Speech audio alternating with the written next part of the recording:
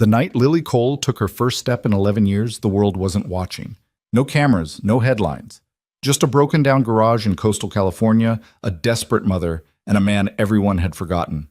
A mechanic who'd been studying the human body like it was just another engine to fix. What happened in those final 60 seconds would either destroy 3 lives or prove that miracles don't need million-dollar labs. They just need someone who refuses to quit. This is that story. Hit subscribe, drop a comment with your city, and let me show you how far hope can walk when given the chance. The sun hung low over the Pacific, painting the sky in shades of burnt orange and deep violet as it began its slow descent toward the horizon.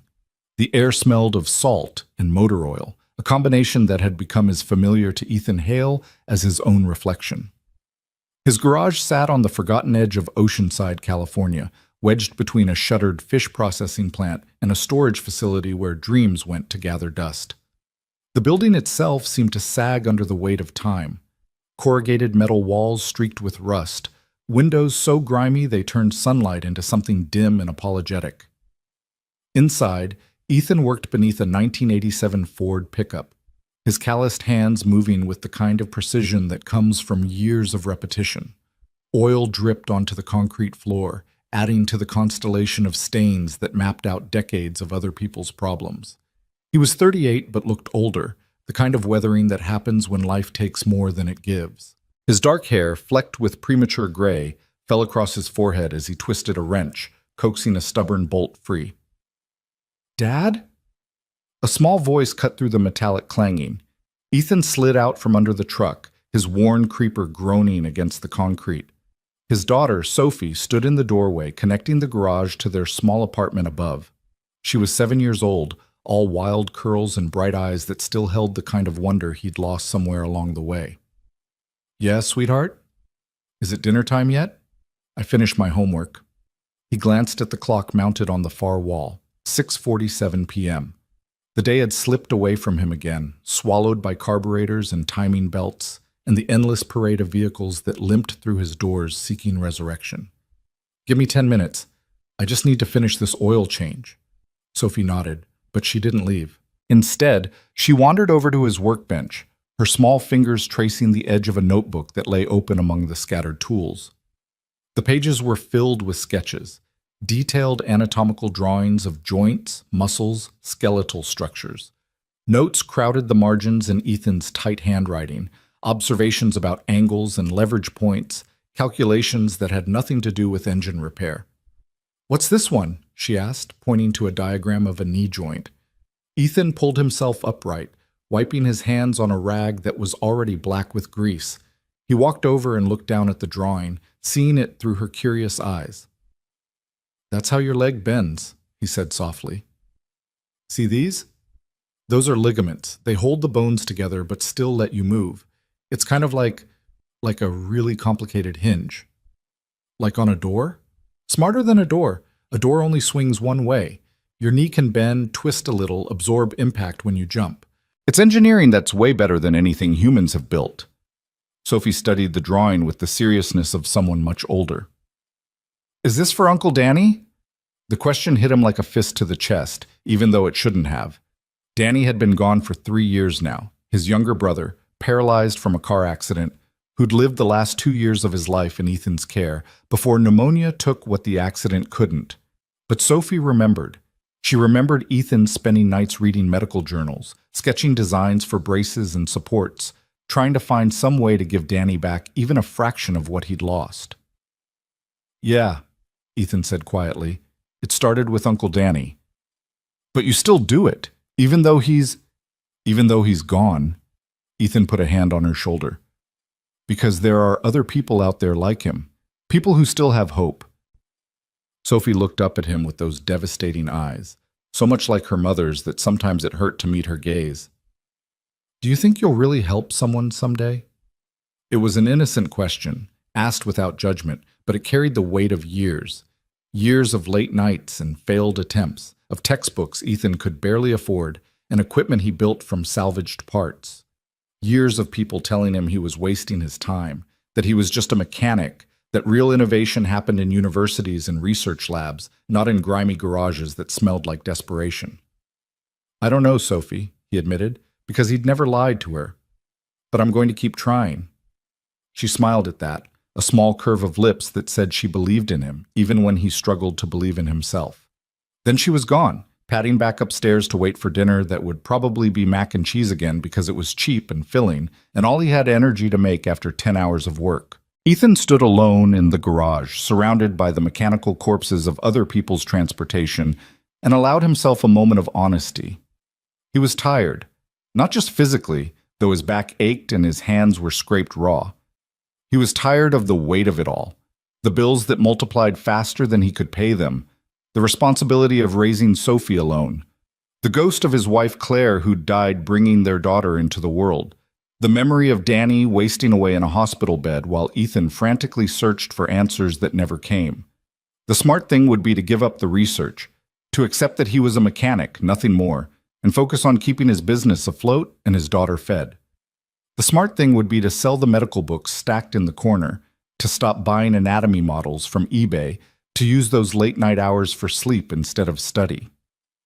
But Ethan had made a promise. It was a promise whispered in a hospital room at 2 a.m. while Danny slept fitfully, his broken body unresponsive to everything doctors tried. "I won't give up on you," Ethan had said. "I won't give up on people like you. Not as long as there's hope." Danny never heard that promise. He died 3 days later, drowning in his own lungs while Ethan held his hand and felt like the world's biggest failure. So he kept studying, kept sketching, kept trying to understand the magnificent machinery of the human body with the same dedication he'd once brought to understanding engines. Because maybe, just maybe, if he worked hard enough and learned enough and tried enough times, he could keep that promise to someone who could still benefit from it. The next morning arrived the way it always did, too early and without mercy. Ethan woke to the sound of Sophie moving around upstairs, getting herself ready for school with the independence of a child who'd learned young that her father couldn't do everything. He dragged himself out of bed, made breakfast, walked her to the bus stop 2 blocks away, and returned to open the garage by 7:30. His first customer arrived at 8 o'clock, Mrs. Chen, whose Toyota Camry made a noise like a dying cat every time she turned left. The second was a contractor whose work van needed new brake pads. The third was a kid barely old enough to drive, bringing in a Honda Civic that he'd tried to modify himself and had thoroughly destroyed in the process. This was Ethan's life. This was his reality. Oil changes and brake jobs and diagnostic tests day after day, week after week, year after year.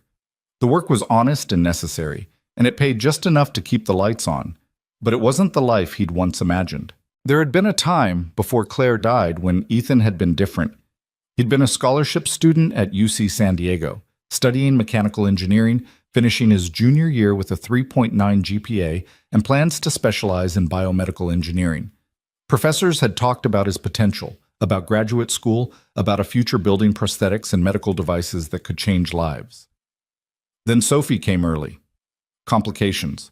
Claire hemorrhaging on the delivery table while Ethan sat in the waiting room, helpless. She'd lived long enough to hold their daughter once, to whisper, "Take care of her," before slipping away. Just like that, in the space between one breath and the next, Ethan's future had shattered into something unrecognizable. There was no going back to school, not with a newborn and no life insurance and medical bills that turned into collection notices. Ethan had taken the first job he could find, an apprentice position at a garage owned by a man named Frank, who was gruff but fair. He'd learned quickly, discovered he had a talent for diagnosis and repair, and when Frank retired 5 years later, Ethan had scraped together enough for a down payment on the business. It wasn't engineering, it wasn't saving lives or pushing the boundaries of human knowledge, but it was stable, and stability was what Sophie needed. Except Ethan couldn't quite kill the part of himself that wanted more, that needed to believe his hands could do something beyond routine maintenance.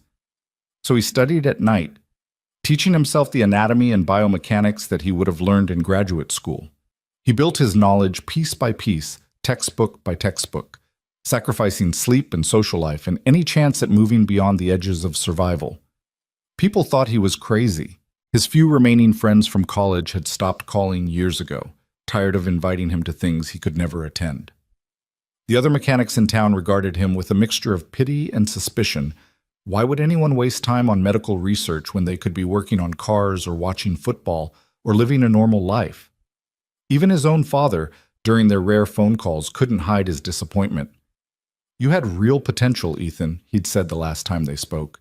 "You could have been someone." The implication being that he wasn't someone now, just a guy covered in grease, raising a kid alone, pretending he could be more than what life had reduced him to. The morning passed in its familiar rhythm. Ethan diagnosed a failing water pump, replaced a set of spark plugs, and spent 40 minutes trying to explain to an elderly man why his car needed a new catalytic converter, and no, there wasn't a cheaper option that would pass emissions testing. By noon, he was alone in the garage, eating a sandwich he'd made that morning while reviewing his notes on gait analysis. He'd been studying the mechanics of walking for the past 6 months, fascinated by the complexity of something most people never thought about. Every step required coordination between dozens of muscles, perfect timing of contractions and releases, constant micro-adjustments to maintain balance. The human body performed calculations every second that would overwhelm most computers. He was deep in a passage about the role of hip flexors when he heard the sound. A car engine coughing, sputtering, clearly struggling. It grew louder as the vehicle approached, then cut out entirely right in front of his garage. Ethan looked up from his notes to see a car that had no business being in this neighborhood. It was a Mercedes S-Class, current year model, the kind of vehicle that cost more than his garage was worth. Midnight blue with chrome accents, it sat on the street like a very expensive, very out-of-place jewel. The driver's door opened and a woman emerged. She was probably in her mid-40s, dressed in a charcoal gray business suit that probably cost more than Ethan's monthly revenue. Her dark hair was pulled back in a severe bun, her face composed in an expression of controlled frustration. Everything about her screamed money and power and the kind of life that happened in boardrooms and country clubs, not on the oil-stained streets of industrial Oceanside. She approached the garage, her heels clicking on the pavement with military precision. Ethan set down his sandwich and stood, suddenly very aware of the grease under his fingernails and the faded Metallica t-shirt he was wearing. "Are you open?" she asked. Her voice was crisp, educated, used to being obeyed. "Yes, ma'am." "What seems to be the problem?" "My car died." "Right there." She gestured toward the Mercedes with barely contained irritation. "I have an extremely important meeting in San Diego in 2 hours, and I cannot miss it." Ethan walked over to examine the car. Even sitting dead, it was beautiful. German engineering at its finest, every line purposeful, every component precisely designed. He felt a familiar tug, the same one he'd felt looking at anatomical drawings. There was artistry in this, a kind of mechanical poetry. "May I?" he asked, gesturing toward the hood. The woman, he still didn't know her name, nodded impatiently. Ethan popped the hood and leaned in, his trained eyes scanning the engine bay. Modern cars were increasingly electronic, more computer than machine, but the fundamentals remained the same. Air, fuel, spark. If it wasn't running, one of those three things was failing. He checked the obvious culprits first. Battery connections were tight. Fuel pump was receiving power. Air filter was clean. He pulled a diagnostic tool from his pocket and connected it to the car's computer, scrolling through error codes while the woman watched with the intensity of someone used to demanding answers. "Your mass airflow sensor is reading 0, Ethan said after a moment. "That's why it's not starting. The computer thinks no air is coming in, so it's not injecting fuel." "Can you fix it?" "I can replace it, but I don't have the part in stock. For this model, I'd need to order it, and that'll take—" "How much to get it overnight?" Ethan did quick mental math. "The part is probably $600. Overnight shipping, maybe another $100. Labor, I'll pay whatever it costs. I need this car working by tomorrow morning at the latest." She pulled out a wallet that probably cost more than Ethan's monthly grocery budget and extracted a platinum credit card. No hesitation, no negotiation. Just the casual deployment of resources that people like her used to solve problems. People like him just had to endure. "I'll need to get your information," Ethan said, walking back toward the garage office. The woman followed, her heels clicking on the concrete floor. She glanced around the space with an expression that was difficult to read, not quite disdain, but definitely the look of someone confronting an environment completely foreign to their experience. As Ethan pulled up the parts catalog on his ancient desktop computer, he heard another car door open. He glanced through the grimy window to see someone emerge from the Mercedes's back seat. A girl, probably 16 or 17, was being helped into a wheelchair by a driver who'd stayed silent until now. The wheelchair was state-of-the-art, carbon fiber frame, advanced suspension, the kind of equipment that cost tens of thousands of dollars. But it was what Ethan noticed next that made him stop typing mid-keystroke. The girl's right leg was encased in a brace that ran from her hip to her ankle. It was clearly custom-made, probably by one of the top orthotic manufacturers in the country, with articulated joints at the knee and ankle.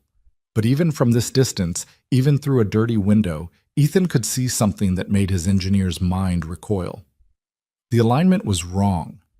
The knee joint of the brace was positioned slightly posterior to where the natural knee axis should be. It was subtle, maybe 5 millimeters, maybe less, but it was there. And that tiny misalignment would translate into massive forces over time, creating torque on the hip with every attempted movement, making walking not just difficult, but mechanically impossible without pain. He'd seen this before, not in person, but in his studies, in case reports and biomechanical analyses of failed orthotic interventions. It was one of the most common mistakes in brace design, prioritizing stability over natural movement, creating a device that held the limb in position but prevented the body from functioning as it was designed to function. "Is there a problem?" The woman's voice cut through his analysis. Ethan realized he'd been staring. He turned back to the computer, finishing the parts order with hands that had started to shake slightly. "No, sorry, I'll have the part here tomorrow. Should have you running by afternoon." The woman nodded and turned to leave, then paused. "I need a place to work while I wait for my driver to arrive. Do you have Wi-Fi?" "Yeah, password's on the wall there," Ethan said, pointing to a faded sticky note near the window. She pulled out a phone and a laptop from a designer bag, transforming a corner of his grimy office into a makeshift workspace with the efficiency of someone used to working anywhere. Meanwhile, the driver had wheeled the girl inside, parking the wheelchair near the door where she could get some shade. Ethan tried to focus on his work. He really did. There was a transmission rebuild waiting in the back bay, and he'd promised the owner it would be ready by week's end. But his eyes kept drifting to the girl in the wheelchair. She was reading something on a tablet, her expression distant and tired in a way that had nothing to do with physical exhaustion. There was pain there, the kind that had become so constant it was just background noise. Ethan knew that look. He'd seen it on Danny's face for 2 years straight. And that brace, God, that brace. Every time she shifted position, he could see the way it restricted natural movement, the way it forced her body into positions that no human joint was meant to sustain. It was a marvel of materials science and manufacturing, probably cost more than his truck, and it was actively making her condition worse. "Excuse me," he found himself saying before his brain could stop his mouth. "I don't mean to intrude, but may I ask about your daughter's brace?" The woman looked up from her laptop, her expression immediately defensive. "Why?" I noticed the alignment seems a bit off. The knee joint, specifically." The temperature in the room dropped about 20 degrees. The woman stood, and Ethan was reminded that while he had 6 inches on her, she had the kind of presence that made height irrelevant. "I don't know who you think you are," she said, her voice quiet and dangerous, "but that brace was designed by Dr. Raymond Chen at Stanford Medical Center. He's one of the foremost orthotic specialists in the country. It cost $47,000 and was precisely calibrated to my daughter's specific anatomy." "I'm sure it was," Ethan said, already regretting opening his mouth. "I didn't mean any offense, You're a mechanic," the woman cut him off. "You fix cars. You don't have any business commenting on medical devices. And you certainly don't have the expertise to question a specialist who's been practicing for 25 years. She was absolutely right, of course. Ethan was a mechanic. He had no credentials, no degree, nothing but late-night studying and a promise made to a dead man. What gave him the right to question the work of actual doctors? But he'd seen what he'd seen, and he couldn't unsee it. "You're right," he said quietly. "I apologize. It wasn't my place." The woman stared at him for a long moment, then returned to her work without another word. The girl in the wheelchair, Ethan still didn't know her name, glanced at him briefly, her expression unreadable, before returning to her tablet. The afternoon crawled past in uncomfortable silence. The woman worked on her laptop, occasionally taking calls in a low, intense voice that spoke of deals and negotiations and numbers that made Ethan's head spin. The girl read or slept or stared at nothing, shifting occasionally in her chair with small movements that Ethan recognized as someone trying to find a position where everything hurt a little less. Around 4 o'clock, a black Escalade pulled up outside. The driver, a different one, apparently this family had multiple, came inside and announced that he was ready to take them to their destination. The woman packed up her things with military efficiency while the driver helped the girl back into the vehicle. Just before leaving, the woman turned back to Ethan. "You'll call me when the car's ready?" "Of course. Should be tomorrow afternoon." She nodded curtly and left, taking with her the strange tension that had filled the garage since her arrival. Ethan stood in the sudden silence, watching through the window as the Escalade pulled away, carrying them back to whatever world they'd come from. He should have felt relieved. Instead, he felt sick. That night, after Sophie was in bed, Ethan sat at his workbench surrounded by his anatomy books and sketches. He pulled out a fresh sheet of paper and began to draw, reconstructing from memory what he'd seen of the girl's brace. The knee joint, the hip attachment, the ankle articulation. Every detail he could remember. Then he drew what it should have been, where the joints needed to align with natural anatomy, how the forces should distribute during movement, what adjustments would allow the leg to function as it was designed to function, instead of fighting against mechanical constraints that made movement impossible. It was just an exercise, just scratching an intellectual itch. The woman was right. He was nobody, and he had no business thinking he could improve on the work of Stanford-trained specialists. But as his pencil moved across the paper, as the design took shape, Ethan felt something he hadn't felt in years. Not hope, exactly. Hope was too fragile, too easily disappointed. This was more fundamental. This was the certainty that comes from understanding how things work, from seeing a problem and knowing, not believing, but knowing, that there was a solution. He worked until 2 a.m., refining the design, running calculations, checking and rechecking his biomechanical assumptions against the textbooks spread across his bench. When he finally stopped, he had a complete schematic for a knee brace that would cost maybe $400 in materials and could be built in his garage with the tools he already owned. It would never happen, of course. The woman had made it clear she wanted nothing to do with his opinions. He'd probably never see her or her daughter again. This was just an exercise, just proof to himself that all those late nights studying hadn't been completely wasted. Ethan filed the sketches away in a drawer with dozens of other designs that would never be built, turned off the lights, and went to bed. He had no way of knowing that in 3 weeks, the Mercedes would break down again, that the woman would return, this time not with impatience, but with something that looked almost like desperation, that the girl in the wheelchair would look at him with eyes that asked a question he'd spent 3 years preparing to answer. He had no way of knowing that the promise he'd made to Danny in a hospital room was about to be tested in ways he couldn't imagine. All Ethan knew, as sleep finally pulled him under, was that somewhere out there was a girl who was suffering needlessly, trapped in a body that had failed her and equipment that was failing her worse. And for the first time in 3 years, he'd seen that suffering with his own eyes instead of in the abstract pages of medical journals. It changed something.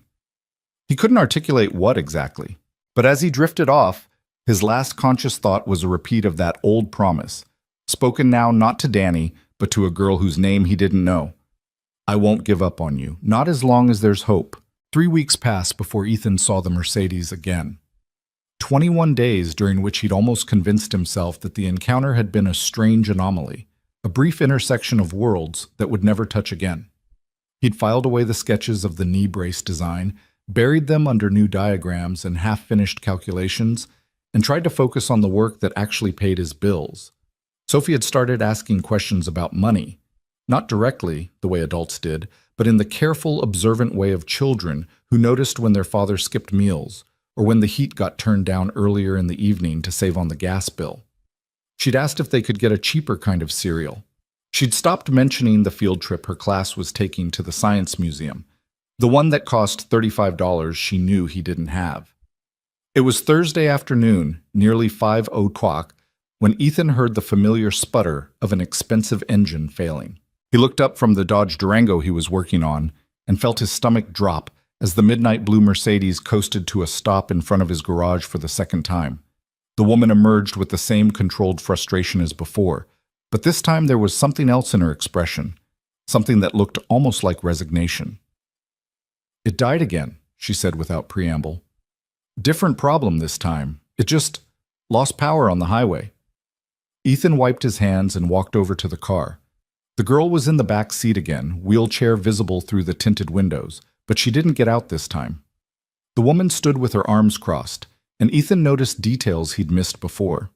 The fatigue around her eyes, the tension in her shoulders, the way her expensive suit couldn't quite hide the fact that she was barely holding something together.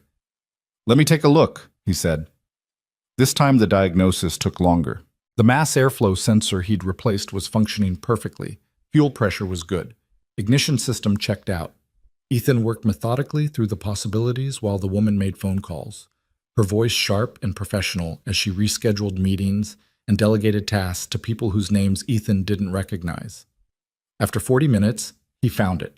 A failing fuel pump relay, intermittent enough that it hadn't thrown a code, but consistent enough to cause the symptoms she'd described. It was a relatively simple fix, but the part would need to be ordered again. "How long?" the woman asked when he delivered the diagnosis. "I can have the part tomorrow morning. Should be running by noon." She closed her eyes briefly, and Ethan saw her do some kind of internal calculation. "Fine. Can you call me a car service? There's an Uber app if you... I need something that can accommodate a wheelchair." "Right, sorry. There's a medical transport company in Carlsbad. They do non-emergency pickups. Probably take them 30-40 minutes to get here." The woman pulled out her phone and made the call herself, speaking in clipped tones to someone on the other end. When she hung up, she looked around the garage with an expression that suggested she was trying to decide whether to wait inside or take her chances with the heat outside. "You can use the office again if you want," Ethan offered. "Wi-Fi's still the same." She nodded and went to retrieve her laptop from the car. This time, though, the girl came with her. The driver who'd been with them last time wasn't present, and the woman maneuvered the wheelchair herself with the practiced efficiency of someone who'd been doing it for years.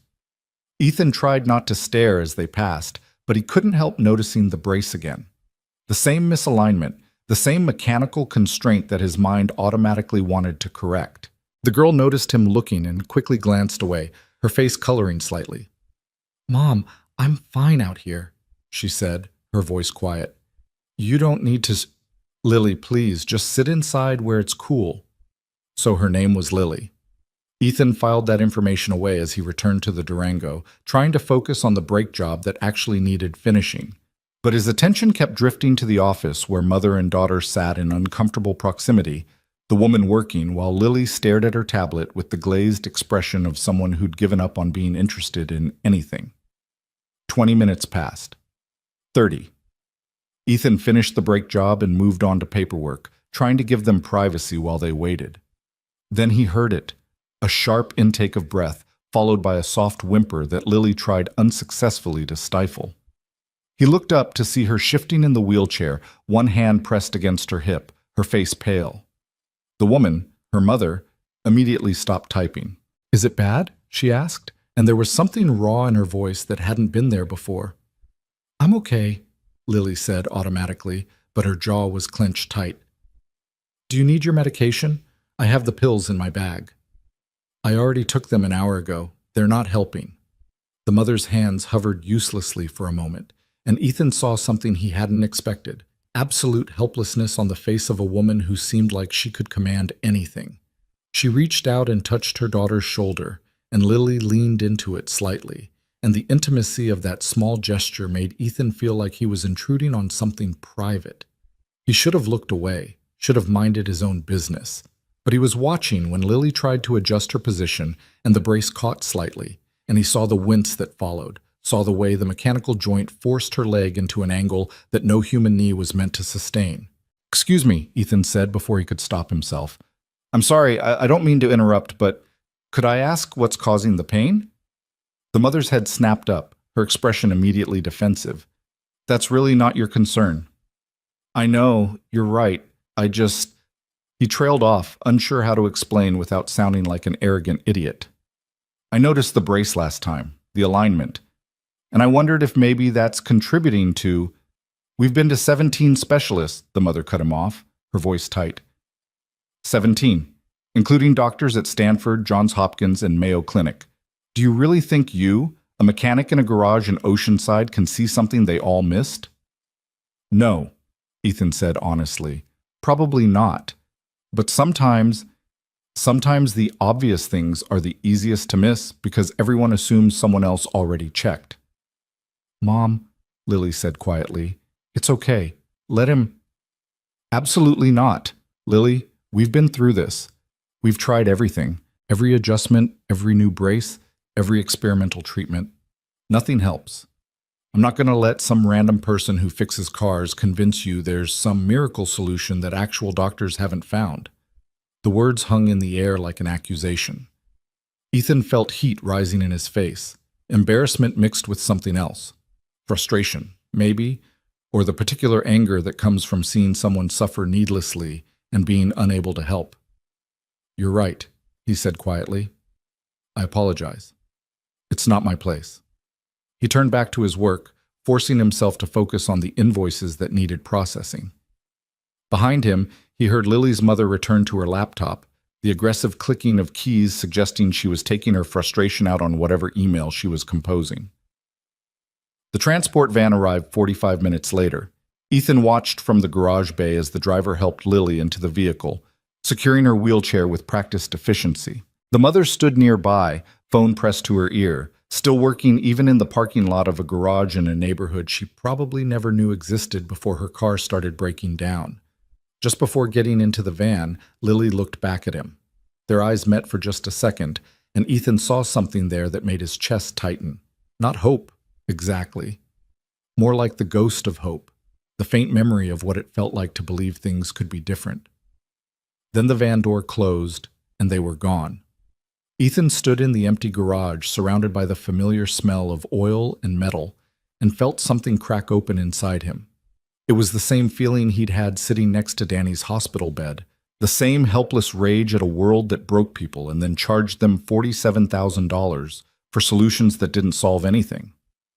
That night, he pulled out the sketches he'd made 3 weeks ago. The knee brace design with its corrected alignment and natural articulation points. He thought it was just an intellectual exercise, but now it felt like something more, like a possibility that existed in the narrow space between what was and what could be. Sophie was already asleep upstairs. Ethan had 2 hours until he'd collapse from exhaustion. He spent them refining the design, running calculations, checking his assumptions against everything he'd learned from textbooks that cost more than he could afford, and late nights when normal people were sleeping. By midnight, he had something. Not just sketches, but actual plans, measurements, material specifications, a complete design for a knee brace that would cost a fraction of what Lily's current brace had cost and would actually work with her body instead of against it. It would never happen, of course. He'd probably never see them again, and even if he did, why would they trust him? He was nobody, just a mechanic who'd taught himself anatomy from books and pretended he understood things that took doctors decades to master. But the design existed now. It was real on paper, even if it would never be real in metal and carbon fiber and the flesh and blood reality of a girl who'd forgotten what it felt like to move without pain. The Mercedes was ready by noon the next day, just as Ethan had promised. He called the number the woman had left, and she answered on the second ring. "Ms. Cole, your car's ready. I'll send someone to pick it up. Can you have it ready in an hour?" "Sure, just need payment and a signature." "I'll handle that remotely. The driver will have authorization." She hung up before Ethan could respond. An hour later, a driver arrived. Not the same one from before. This was a woman in her 50s who handled the transaction with professional efficiency and no conversation. She paid with a company card, signed the invoice, and drove away, leaving Ethan with the feeling that this chapter had closed as abruptly as it had opened. 2 weeks passed. Spring was giving way to summer, and the garage was busy with people wanting their AC systems serviced before the real heat arrived. Ethan worked 12-hour days, came home to make dinner for Sophie, helped with homework, and fell into bed too exhausted to even think about anatomical sketches or biomechanical calculations. But he thought about Lily, about the pain in her face and the resignation in her eyes, and the way her mother's helplessness had been almost as painful to witness as her daughter's suffering. He thought about the brace that cost more than most people's cars and did nothing but make things worse. It was a Tuesday afternoon when everything changed. Ethan was under a Subaru, fighting with a stubborn oil filter, when he heard a car pull up. He rolled out from under the vehicle, expecting another routine customer, and froze. The Mercedes. Again. But this time it wasn't engine trouble that brought them.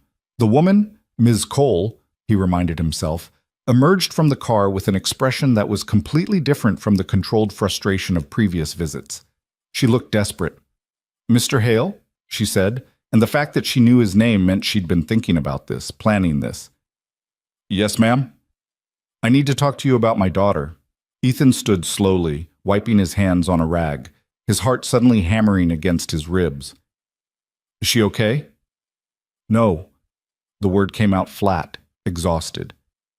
"She's not okay. She hasn't been okay for 11 years, and I'm running out of options." Lily was in the car. Ethan could see her through the window, her face turned away, looking out at nothing in particular. Ms. Cole walked closer, and in the harsh afternoon light, Ethan could see lines around her eyes that makeup had hidden before. Evidence of nights without sleep and days of fighting battles that couldn't be won with money or power or force of will. "Last week, Lily's pain got so bad she couldn't sleep for 3 days straight," Ms. Cole said quietly. "We went to the emergency room twice. They increased her medication again, but it's not helping. It's never helping. And She stopped, took a breath, regained some of the composure that seemed to be her default state.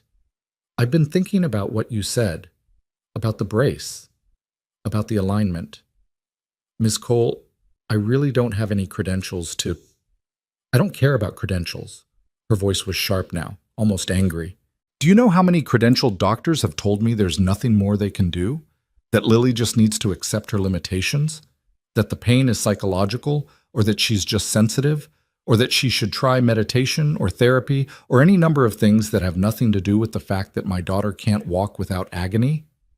She was breathing hard, years of frustration pouring out in this grimy garage because she'd run out of places to put it. "I've spent over $300,000 on treatments," she continued. "I've taken Lily to every specialist on the West Coast. We've tried experimental procedures and alternative medicine and everything in between. And you know what I've learned? Sometimes the people with the most impressive titles are the least willing to admit they might be wrong." Ethan didn't know what to say. This woman, Marianne Cole, he'd learned her first name from the credit card receipt, was offering him something that felt simultaneously like an opportunity and a trap. "What are you asking me to do?" he said finally. "Look at the brace. Tell me if you really think there's a problem, and if there is—" She paused, and Ethan saw her making a decision that clearly terrified her. "Tell me if you think you can fix it. I'm not a doctor. I'm not an engineer. I'm just— You're someone who noticed something 17 specialists missed. That's enough for me to at least listen." She turned and walked back to the car, opening the rear door. Lily looked up, surprise and something that might have been fear crossing her face as her mother gestured for her to come out. The wheelchair was unfolded, and then Lily was rolling toward the garage, her mother walking beside her with one hand resting lightly on her shoulder. Up close, Ethan could see more details. Lily was 17, he learned later, but pain had carved away some of the softness that should have still been in her face. She had her mother's dark hair, though hers was longer, pulled back in a simple ponytail. Her eyes were gray, intelligent, and wary, and tired in a way that had nothing to do with sleep. "Lily, this is Mr. Hale," Marianne said. "He's the mechanic I told you about." "Hi," Lily said quietly. "Hi." Ethan suddenly felt completely inadequate to the moment. Your mom asked if I could take a look at your brace. Would that be okay with you?" Lily glanced at her mother, then back at Ethan. "What would you need to do?" "Just examine it, see how it's positioned, how the joints are aligned. I wouldn't need to remove it or anything, just look." There was a long pause. Ethan could see Lily weighing the risk of hope against the certainty of disappointment. It was a calculation she'd probably made 1,000 times before. "Okay," she said finally. Ethan knelt down beside the wheelchair, and for the first time he could see the brace up close. It was even more sophisticated than he'd realized.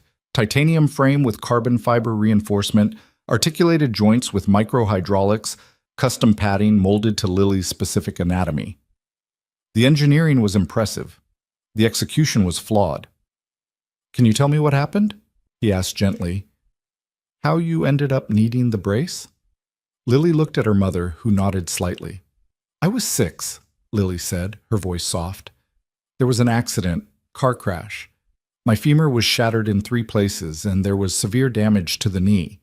They did surgery, put it back together with pins and plates, but it never healed right. By the time I was 8, I couldn't walk without falling. That's when they fitted me for the first brace." "And you've had pain since then?" "Not at first. The first couple years were okay, but as I grew, things got worse. They'd adjust the brace, make new ones, try different configurations. Nothing helped. Some things made it worse." Ethan examined the knee joint mechanism, his fingers tracing the alignment without touching Lily's leg. He could see it now, clear as day. The axis of rotation was offset from where the natural knee would pivot. It was probably 5 millimeters, maybe 6. Such a small distance. But that tiny offset meant that every time Lily tried to move, the brace was forcing her knee to rotate around an unnatural center point, creating torque that translated into stress on her hip and ankle. "How long have you had this particular brace?" he asked. 2 years. It was supposed to be the final solution. Dr. Chen said it was the most advanced orthotic device available. "It is," Ethan said honestly. "The technology is incredible, but I think the knee joint might be positioned incorrectly." He heard Marianne take in a sharp breath. Lily just looked at him with those tired gray eyes. "How incorrectly?" she asked. "Maybe 5 millimeters too far back. It sounds small, but it means the brace is trying to make your leg bend around a point that doesn't match where your actual knee wants to bend. That creates stress. Over time, with every movement, that stress accumulates." "Can you show me?" Marianne asked, her voice tight. Ethan stood and walked to his workbench, grabbing a piece of paper and a pencil. He drew quickly. A simplified diagram of a leg, showing the natural pivot point of the knee, and then showing where the brace's joint was actually positioned. "Here," he said, pointing. "This is where the rotation should happen, and this is where the brace is making it happen. Every time Lily tries to bend her knee, her body is fighting against this offset. It's like," he searched for an analogy they'd understand. "It's like if you hung a door, but you put the hinges an inch to the left of where they should be. The door might still swing, but it would bind and scrape and eventually damage the frame because the mechanics are wrong." Marianne studied the diagram with the intensity of someone used to analyzing complex information. "If this is true, why wouldn't Dr. Chen have caught it?" "I don't know," Ethan admitted. "Maybe because the offset is so small. Maybe because the brace was designed based on measurements that were taken with Lily in a static position, not accounting for dynamic movement. Maybe because sometimes when you're working with really advanced technology, you trust the precision of the manufacturing and assume the design must be right." "Can you fix it?" Lily asked, and there was something in her voice that broke Ethan's heart. The barest hint of hope trying to surface through years of learned helplessness. I think so. Maybe. I'd need to adjust the position of the knee joint, move it forward to align with your natural axis of rotation. But I want to be clear, I've never done this before. I've studied the biomechanics, I understand the principles, but I've never actually modified an orthotic device. I could make it worse. I could damage the brace beyond repair, and I have no way of knowing if this will help your pain." "But you think it might," Marianne said. "Yes, I think it might." Mother and daughter looked at each other, communicating in the wordless way of people who'd been through hell together. Ethan saw Marianne's doubt warring with her desperation, saw Lily's fear battling against the faint possibility that maybe, just maybe, someone had finally seen what everyone else had missed. "What would you need?" Marianne asked finally. "Time to plan the modification, materials to make the adjustment, and permission to work on medical equipment that I'm not qualified to work on." "If I give you that permission, am I liable if something goes wrong?" "I honestly don't know the legal implications." "Probably, but I can write up a waiver if—" "I don't care about the waiver." Marianne's voice was suddenly fierce. I care about my daughter. Can you help her or not? It was the question Ethan had been avoiding answering directly because he knew what was at stake. This wasn't an intellectual exercise anymore. This was real. This was a 17-year-old girl who'd been in pain for 11 years, sitting in front of him with eyes that had forgotten what hope looked like. If he said yes and failed, he wouldn't just be wrong. He'd be cruel. He'd be one more in a long line of people who'd promised relief and delivered nothing but disappointment.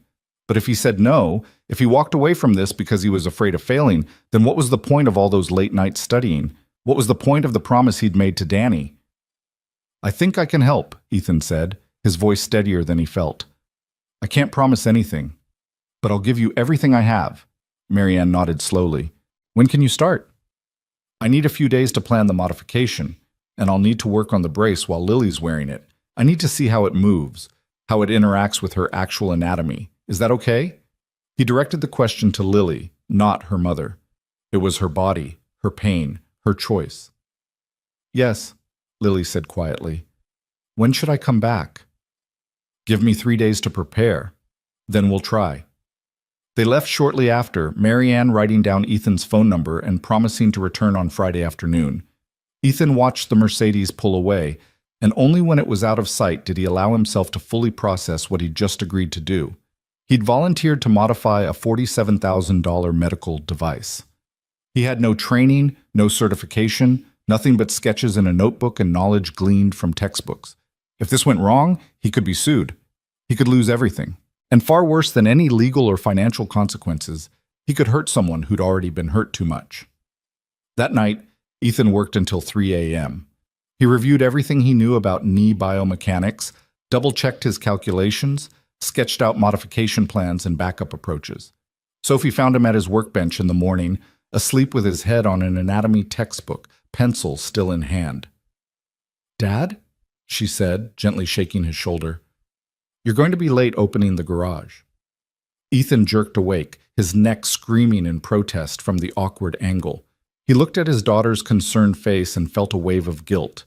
He'd been so focused on the possibility of helping Lily that he'd neglected the person he was responsible for. "Sorry, sweetheart. I got caught up in something." "The drawings?" Sophie looked at the sketches spread across the workbench. "Are you going to help someone?" "I'm going to try." The girl in the wheelchair from the car that broke down?" She was too observant, his daughter. Too smart for her own good sometimes. "Yeah, her name's Lily." "Is she nice?" "I think so. I don't really know her yet." Sophie studied the sketches with the same intensity she brought to her science homework. "This looks really complicated." "It is. But you can do it, right? You're really smart, Dad." The absolute faith in her voice nearly broke him. Sophie believed in him the way children believed in their parents, without reservation or doubt. She had no idea that her father was terrified, that he was about to attempt something he had no business attempting, that failure was not just possible but probable. "I hope so, baby. I really hope so." The next 3 days were a blur of preparation and second-guessing. Ethan worked on regular car repairs during the day, but his mind was always half-focused on the modification plan. At night, he refined his approach, ordered specialized tools he couldn't really afford, and reviewed his biomechanical calculations until his eyes burned from exhaustion. He also did something he'd never done before. He reached out for help. There was a professor at San Diego State, Dr. Patricia Mendez, who taught biomechanical engineering and had published several papers on orthotic design. Ethan had read her work obsessively during his late-night study sessions. He'd never contacted her before because what would he say? "Hi, I'm a mechanic who reads your papers and pretends to understand them." But now he had a real case, a real problem. So he crafted an email, trying to sound professional and not like a complete fraud, explaining the situation and asking if she'd be willing to review his modification plan. He sent it at midnight on Wednesday and didn't expect a response. But Thursday morning, there was a reply in his inbox. "Mr. Hull, your observations about the knee joint alignment are intriguing. I'd be happy to review your plans. However, I must caution you that modifying medical devices without proper oversight carries significant risks, both legal and medical. If you're serious about this, I'd recommend consulting with the girl's physician first. That said, I'm attaching some resources that might be helpful. Good luck. PM. She'd attached 3 PDFs, technical papers on knee joint biomechanics that Ethan devoured like a starving man at a feast. The information confirmed his approach, but also revealed complications he hadn't considered. By Friday morning, he'd revised his modification plan twice, incorporating insights from Dr. Mendez's research. Friday afternoon arrived with the inevitability of a ticking clock. At 2:00 p.m., the Mercedes pulled into the garage. Marianne emerged first, followed by a different driver helping Lily out. Today, Lily was wearing jeans and a loose t-shirt, and Ethan noticed she looked even more nervous than she had 3 days ago. "We're here," Marianne said unnecessarily. "Are you ready?" No, Ethan thought, not even close. "Yes," he said. "Come on in." He'd cleaned the garage, actually cleaned it, sweeping the floors and organizing his tools, trying to make the space feel less like a place where cars came to die, and more like somewhere healing might happen.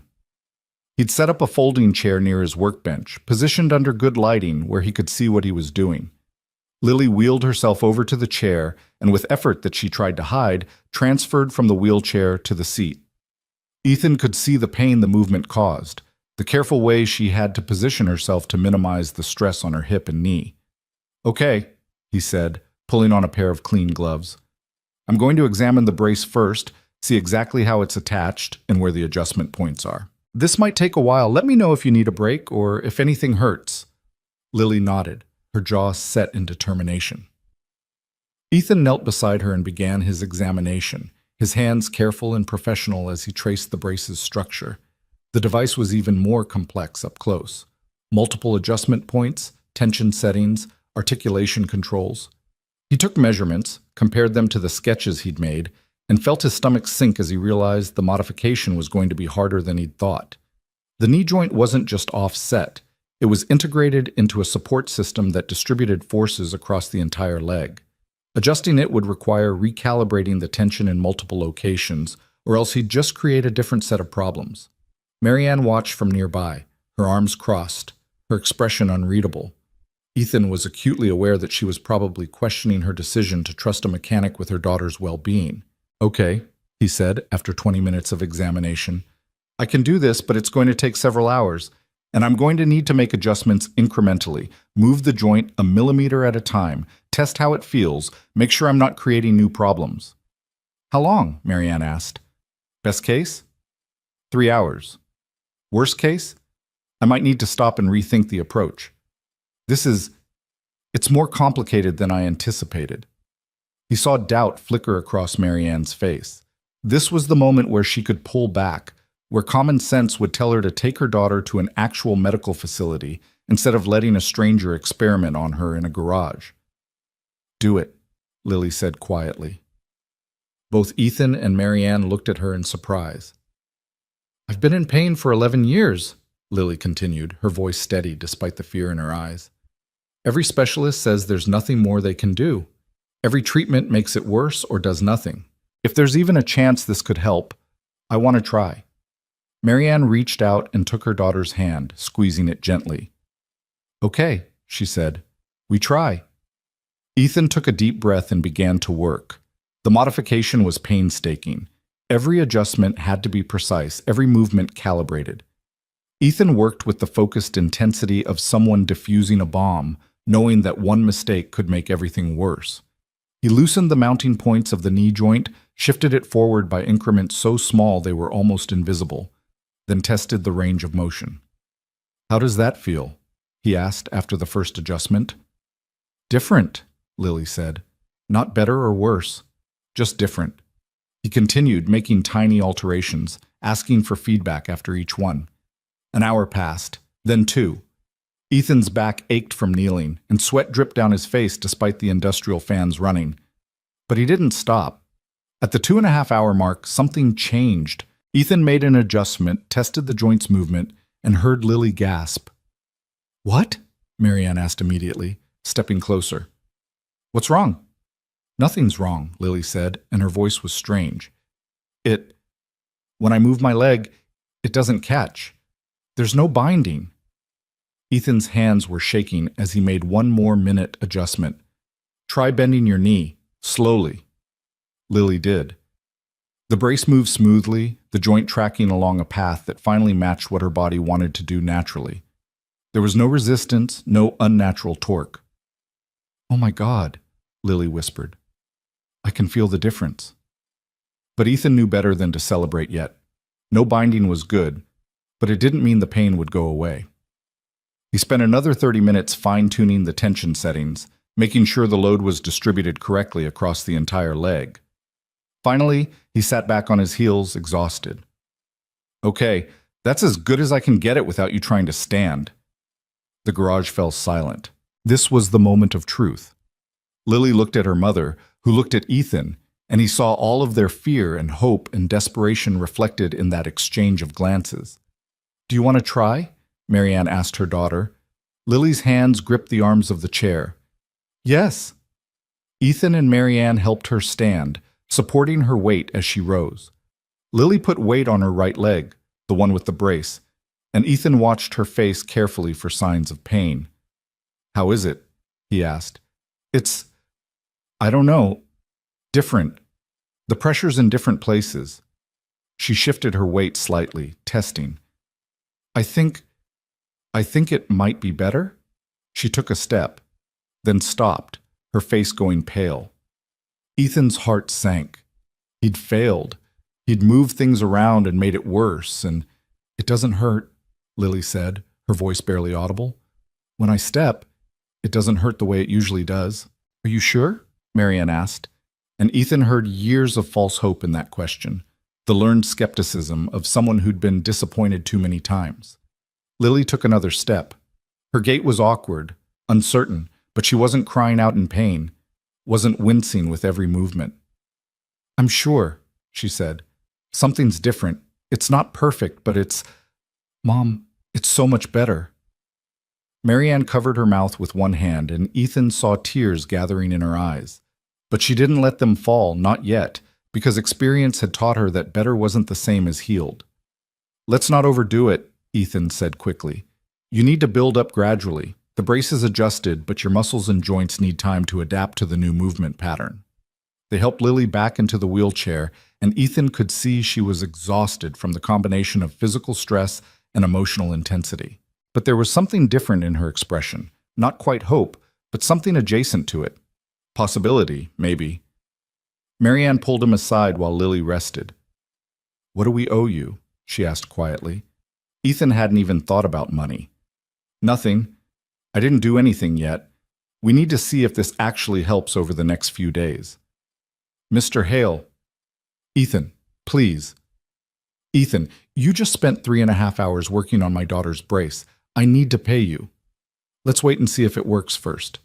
Marianne studied him with an expression he couldn't quite read. "You really believe you can help her?" It wasn't a question. "I believe I'm going to try everything I know how to do," Ethan said. "Whether that's enough, we'll find out."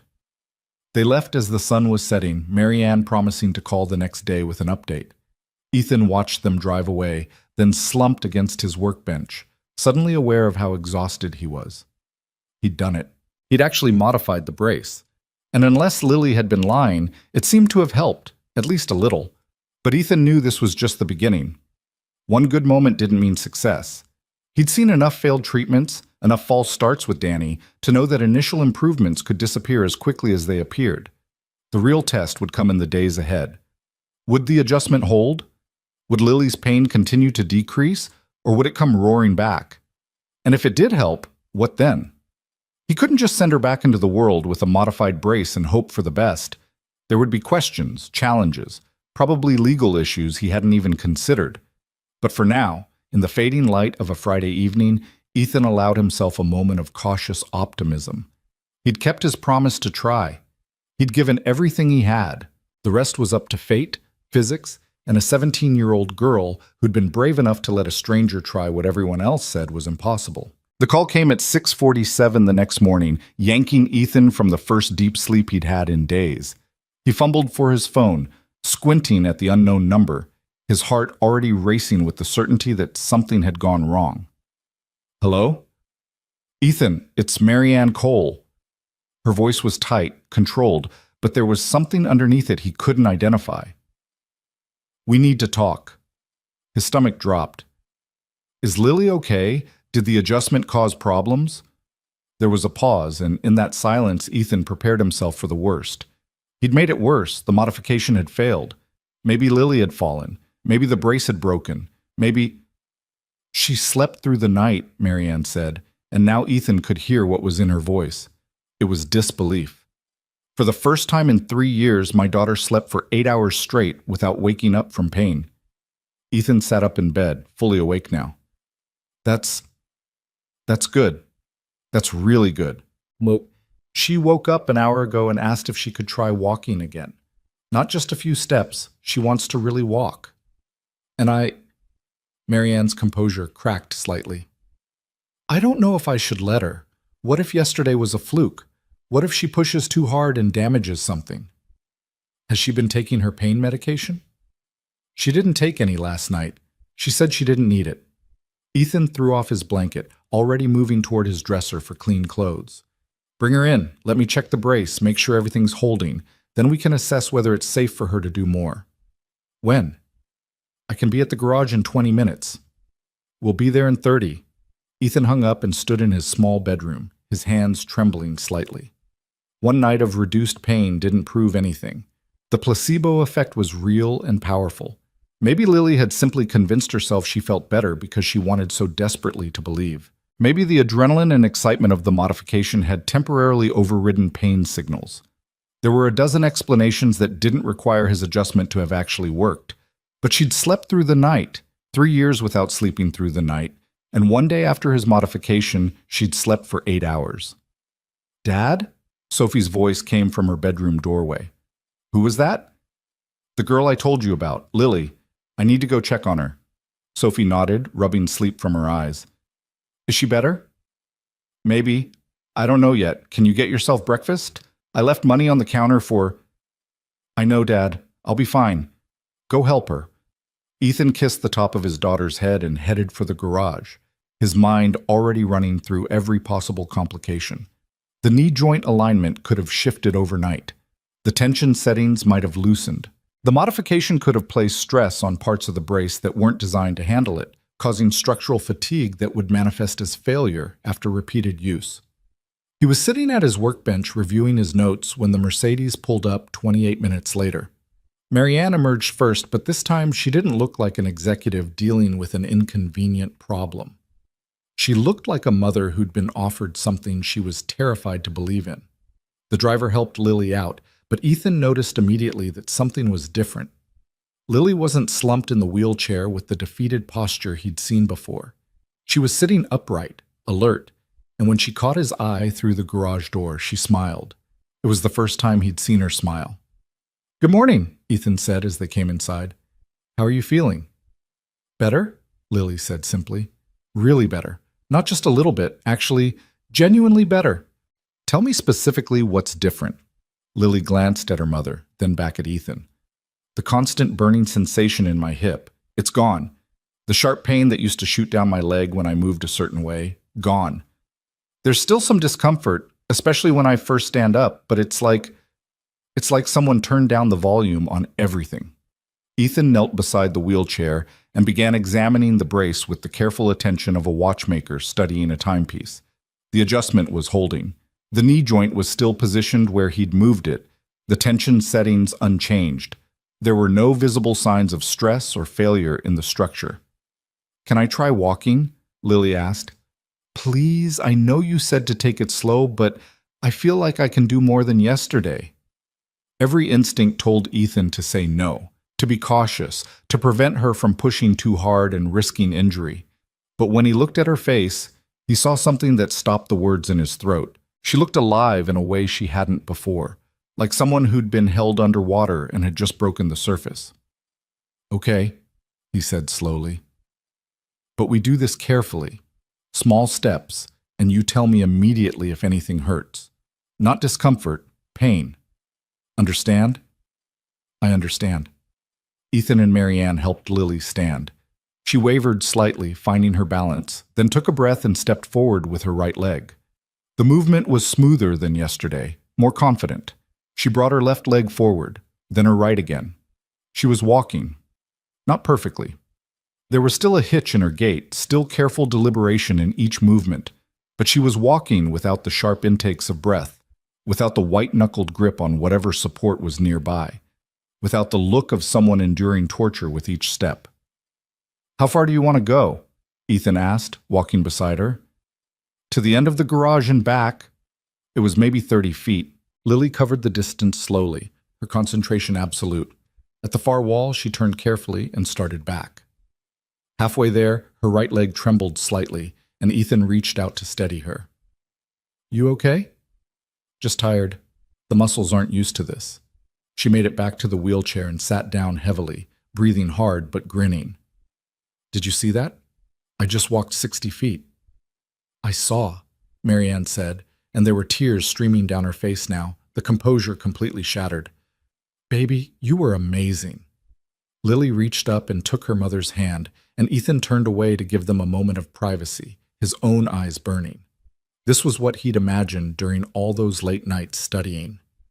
This exact moment. Someone moving who couldn't move before, someone freed from pain that had become their entire world. He'd done that. Not cured her. He wasn't naive enough to think this was a cure, but he'd given her something she hadn't had in 11 years. He'd given her possibility. "What happens now?" Marianne asked when she'd regained some control. "Does she need more adjustments? Should we see her doctors? I don't even know what the next step is." Ethan had been thinking about this question since yesterday. The adjustment is holding, which is good, but Lily's muscles and joints have adapted to moving incorrectly for over a decade. She's going to need physical therapy, real therapy with someone who understands biomechanics, to retrain her body to move naturally. "Will you do it?" Lily asked. "I'm not a physical therapist." "You're the person who figured out what 17 specialists missed," Marianne said. "I trust you more than I trust anyone else right now." The weight of that trust settled on Ethan's shoulders like a physical thing. These people were putting their faith in him based on one successful modification, one night of reduced pain, 60 feet of walking. They didn't know about all the times he'd failed with Danny, all the designs that never worked, all the late nights that produced nothing but frustration and wasted materials. "I'll help however I can," he said carefully. "But I think we should also consult with actual medical professionals. I've been in contact with a biomechanical engineering professor at San Diego State, Dr. Patricia Mendez. She might be willing to oversee the rehabilitation process, provide guidance." "Will she even take us seriously?" Marianne asked. "When she finds out the modification was done in a garage by someone without credentials?" "There's only one way to find out."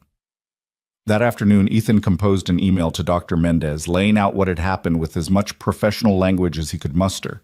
He attached photos of the brace modification, the before and after measurements, and his notes on Lily's response. He hit send before he could second-guess himself and tried to return to the brake job he was supposed to be finishing. The response came 4 hours later. "Mr. Hale, what you've described is remarkable. I'd like to meet with you and the patient to assess the situation properly. However, I must be direct. What you've done exists in a legal gray area that could have serious consequences if anything goes wrong. I strongly recommend we bring in medical oversight immediately. I have contacts at Scripps Hospital who might be willing to consult. Are you available Monday morning? PM." Ethan read the email 3 times, his emotions swinging between elation that a real professor was taking him seriously and terror at the mention of legal consequences and hospital involvement. This was spiraling beyond his control, beyond the simple question of whether he could help someone in pain. He called Marianne and read her the email. "What do you think?" she asked. "I think she's right about the legal issues, and about needing proper medical oversight. This stopped being simple the moment Lily started improving. Will the doctors try to take over? Will they dismiss what you've done?" "I don't know. Maybe. Probably. I'm just a mechanic who got lucky." "You're the person who gave my daughter her life back." Marianne's voice was fierce. "Don't diminish that. Whatever happens next, we do it together. Understood?" "Understood." The meeting was scheduled for Monday at 10 a.m. at Dr. Mendez's office on the San Diego State campus. Ethan closed the garage for the morning, ignoring the 3 customers he had to reschedule, and made the 40-minute drive north with a stomach full of anxiety. Dr. Patricia Mendez was in her early 50s with silver-streaked black hair pulled back in a bun and sharp eyes that missed nothing. Her office was cramped but organized, every surface covered with papers, biomechanical models, and framed degrees that reminded Ethan of exactly how unqualified he was to be sitting across from her. Marianne and Lily arrived 10 minutes later, and Dr. Mendez's expression softened when she saw the wheelchair. "You must be Lily," she said, her voice warm. "Thank you for coming. I know this must be overwhelming." "It's okay," Lily said quietly. Dr. Mendez turned to Ethan. "Let's start with you showing me exactly what you did." For the next hour, Ethan walked through his analysis, his modification process, and the results he'd observed. Dr. Mendez listened without interrupting, occasionally taking notes, her expression professionally neutral. She examined the brace, took measurements, and asked Lily to demonstrate her range of motion. When Ethan finished, she sat back in her chair and was quiet for a long moment. "Well?"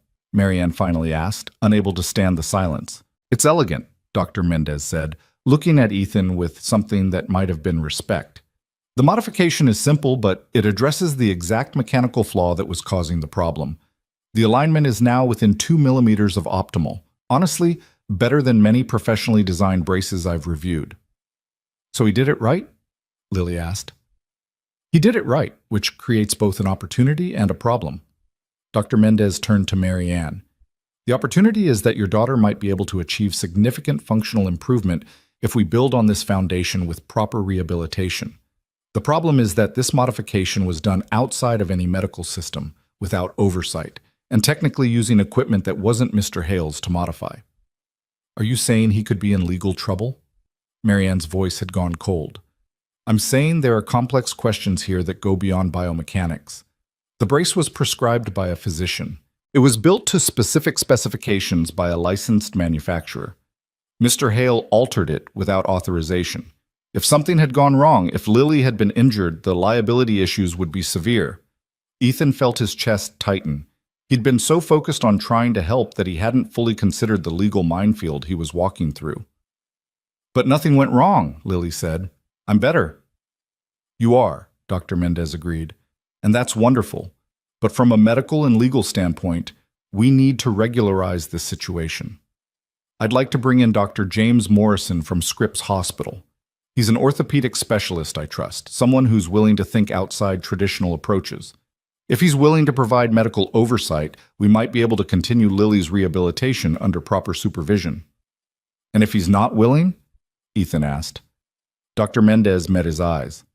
"Then we have a problem, because while what you've achieved is remarkable, it cannot continue in a garage without medical backup. The risks are too high." The meeting with Dr. Morrison happened 2 days later, and Ethan knew within the first 5 minutes that it was going to be a disaster. Morrison was in his 60s, clearly accomplished, and equally clearly unimpressed with the entire situation. He examined Lily's brace with the expression of someone examining a car that had been repaired by a shade tree mechanic. "This modification is crude," he said bluntly. "The adjustment mechanism was done with basic tools. The calibration is eyeballed rather than measured precisely, and there's no documentation of the changes that would allow another professional to replicate or adjust the work." "It helped my daughter walk," Marianne said, her voice tight with anger. "I don't doubt that she feels better, but feeling better isn't the same as being healed. For all we know, this modification is creating stresses that will cause problems down the line. Stress fractures, joint degeneration, muscle imbalances. Without proper imaging and long-term monitoring, there's no way to know." "So what are you suggesting?" Dr. Mendez asked. "I'm suggesting we remove this modified brace and fit Lily with a new one, designed properly from the ground up with the alignment corrections Mr. Hale identified. We do this right, through proper channels, with appropriate oversight and documentation." "How long would that take?" Lily asked, her voice small. 6 to 8 weeks for design and manufacturing. Then fitting and adjustment, probably another few weeks." "And in the meantime?" "In the meantime, you use your current unmodified brace." Lily's face went white. "The old one? The one that caused all the pain?" "It's that, or continue using equipment that's been modified in a non-sterile environment by someone without medical training." "I can in good conscience recommend the latter," Ethan watched Lily's expression crumble, watched hope drain from her face like water from a broken vessel. She'd had 3 days of reduced pain, 3 days of walking more than a few feet, 3 days of believing things could be different. And now a doctor was telling her she had to give it up and go back to suffering while they spent months building something through proper channels. "No," Lily said. Everyone turned to look at her. "No," she repeated, stronger this time. "I'm not going back to the old brace. I can't. You don't understand what it was like, the constant pain, never sleeping, never being able to do anything without hurting. Ethan's modification isn't perfect, but it's better than anything any doctor has done for me in 11 years. I'm keeping it." "Lily, honey," Marianne started. "Mom, no. I know you want to do the right thing, the safe thing. But sometimes the right thing for other people isn't the right thing for me. Ethan helped me. I trust him. And I'm not going back." Dr. Morrison's expression hardened. "Young lady, you're a minor. This isn't your decision to make." "Actually," Marianne said quietly, "it is. Lily will be 18 in 4 months, and even if she weren't, I'm her mother, and I'm the one who makes medical decisions for her. And I agree with my daughter. We're keeping the modified brace." "Then I can't provide medical oversight," Morrison said flatly. "I won't put my license at risk by endorsing work that doesn't meet professional standards." "Then we'll find someone who will," Marianne said. The meeting ended badly, with Morrison warning about liability and malpractice and professional responsibility. Dr. Mendez looked torn, caught between her professional obligations and what she'd seen with her own eyes. In the parking lot afterward, Marianne turned to Ethan. "I'm sorry. I thought bringing in doctors would help, but instead, you were right to try," Ethan said. "Morrison has valid concerns. I'm working outside my competence, modifying medical equipment I have no business touching. From his perspective, he's protecting Lily. From his perspective, I'm just a problem that doesn't fit in his boxes," Lily said bitterly. "He doesn't care that I'm better. He cares about covering his ass." "Lily," Marianne said automatically, but without much force. "It's true, Mom. All those doctors, all those specialists, they all had their protocols and their proper procedures, and none of it helped. Ethan helped. In 3 hours in a garage, he did more than they did in 11 years. Ethan felt the weight of that statement like a stone. "I got lucky, Lily. I saw one thing that happened to be fixable. That doesn't make me a miracle worker." "What do we do now?" Marianne asked. It was Dr. Mendez who answered. She'd followed them out to the parking lot, and now she stood with her arms crossed, clearly wrestling with a decision. "I'll do it," she said finally. "I'll provide oversight. Not as a medical doctor, I can't do that. But as a biomechanical consultant, I can monitor the brace's performance, track Lily's progress, and if problems develop, I can flag them early." "Won't that put you at risk?" Ethan asked. "Probably, but I didn't become an engineer to protect myself. I became an engineer to solve problems. And this is a problem worth solving." She looked at Lily. "You'll need to come in twice a week so I can take measurements, assess your gait, check for any signs of structural issues. Can you do that?" "Yes," Lily said immediately. Thank you so much." Dr. Mendez nodded, then turned to Ethan. "You need to document everything, every adjustment you make, every observation, every measurement. If we're going to do this outside the traditional system, we need to be twice as careful as people working inside it. Understand?" "I understand. And if I tell you to stop, if I see anything that concerns me medically, you stop. No arguments." "Agreed." That night, Ethan sat at his workbench and created a proper logbook. He documented the original modification, recorded Lily's responses over the past few days, and set up a system for tracking every future change. It felt inadequate compared to what a real medical team would do, but it was better than nothing. Sophie found him working at midnight and climbed onto the stool beside him. "You're helping the girl," she said. It wasn't a question. "I'm trying." "Is it working?" "So far, but it's complicated." Sophie leaned against his shoulder, and Ethan wrapped an arm around her, grateful for the simple warmth of his daughter's presence. "Dad, what you're doing, it's really important, isn't it?" "It matters to Lily." "It matters to you too, I can tell." She was right, of course. Ethan had told himself he was doing this for Lily, to keep a promise made to Danny, to prove that all those late nights studying weren't wasted. But somewhere along the way, it had become about more than that. It had become about whether he could be more than what life had reduced him to. Whether a mechanic in a garage could do something that mattered. Yeah, he admitted. It matters to me too. The next 2 weeks fell into a rhythm. Lily came to the garage 3 times a week for adjustments and practice. Ethan would check the brace, make minute modifications based on her feedback, and then guide her through increasingly ambitious walking exercises. Dr. Mendez came once a week to take measurements and assess progress, filling notebooks with data that gave their unconventional rehabilitation a veneer of scientific legitimacy. Lily's improvement was steady, but not linear. Some days she could walk 100 feet with minimal discomfort. Other days, old pain patterns would reassert themselves, and she'd struggle to make it 20 feet. Ethan learned to recognize which pains were normal muscle fatigue from unused muscles finally working and which were warning signs that something in the brace needed adjustment. It was exhausting, meticulous work, and Ethan's regular business was suffering. He was turning away customers because he didn't have time, staying up until 2 a.m. to finish brake jobs he should have completed during the day, burning through his savings to pay bills while his revenue dropped. Sophie noticed, even though he tried to hide it. She started making her own lunches for school, stopped asking for new clothes, became so quiet and self-sufficient that it broke his heart. "We're okay, right, Dad?" she asked one night. "We're fine, sweetheart. You're not eating much." "I'm just busy." She looked at him with those 2 old eyes. "Is helping Lily going to make us not fine?" Ethan pulled her into a hug. "No, I promise. We'll figure it out." But he didn't know if that was true. His savings account was approaching 0. He had maybe 2 months before he'd have to choose between paying rent on the garage or buying groceries. The smart thing would be to scale back, to tell Lily he could only see her once a week, to focus on work that actually paid. But every time he considered it, he'd remember the look on her face when she took those first pain-free steps. He'd remember Danny wasting away in a hospital bed while Ethan frantically searched for answers that came too late. He couldn't quit. Not yet. Not while there was still hope. The breakthrough came on a Tuesday afternoon in the 3rd week. Lily had been practicing her walking, gradually building up distance and confidence. That day she'd made it from one end of the garage to the other and back 3 times without stopping.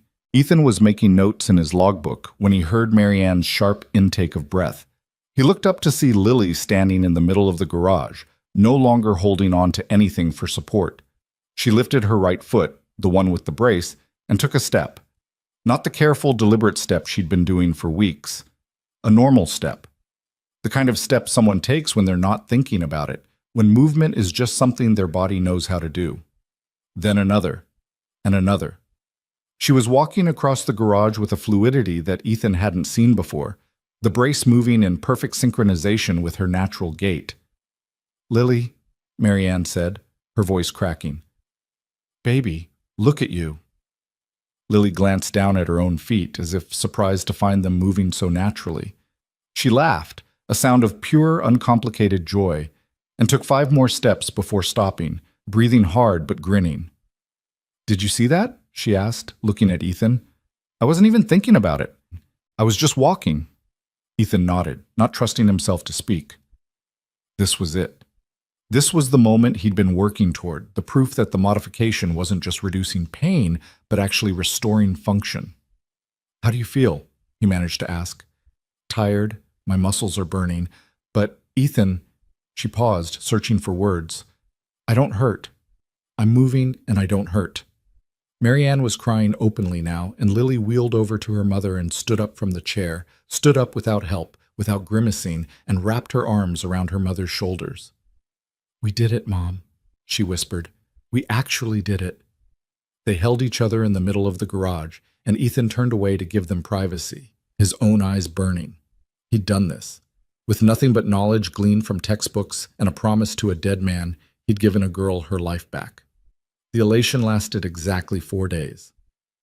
On Saturday morning, Ethan received a certified letter. It was from the legal department of Stanford Medical Center on behalf of Dr. Raymond Chen, the orthopedic specialist who had designed Lily's original brace.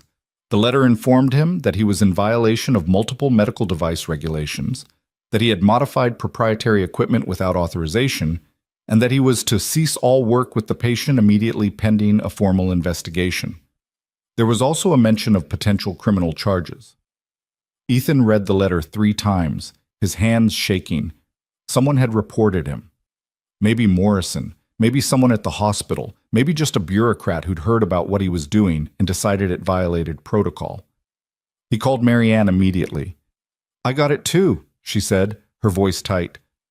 "Along with a letter saying Lily's health insurance is refusing to cover any treatment related to the modified brace. They're calling it an unapproved medical device." "What does that mean?" "It means if something goes wrong, we're completely on our own. No coverage, no support, nothing." Ethan sank into his desk chair. "I'm sorry.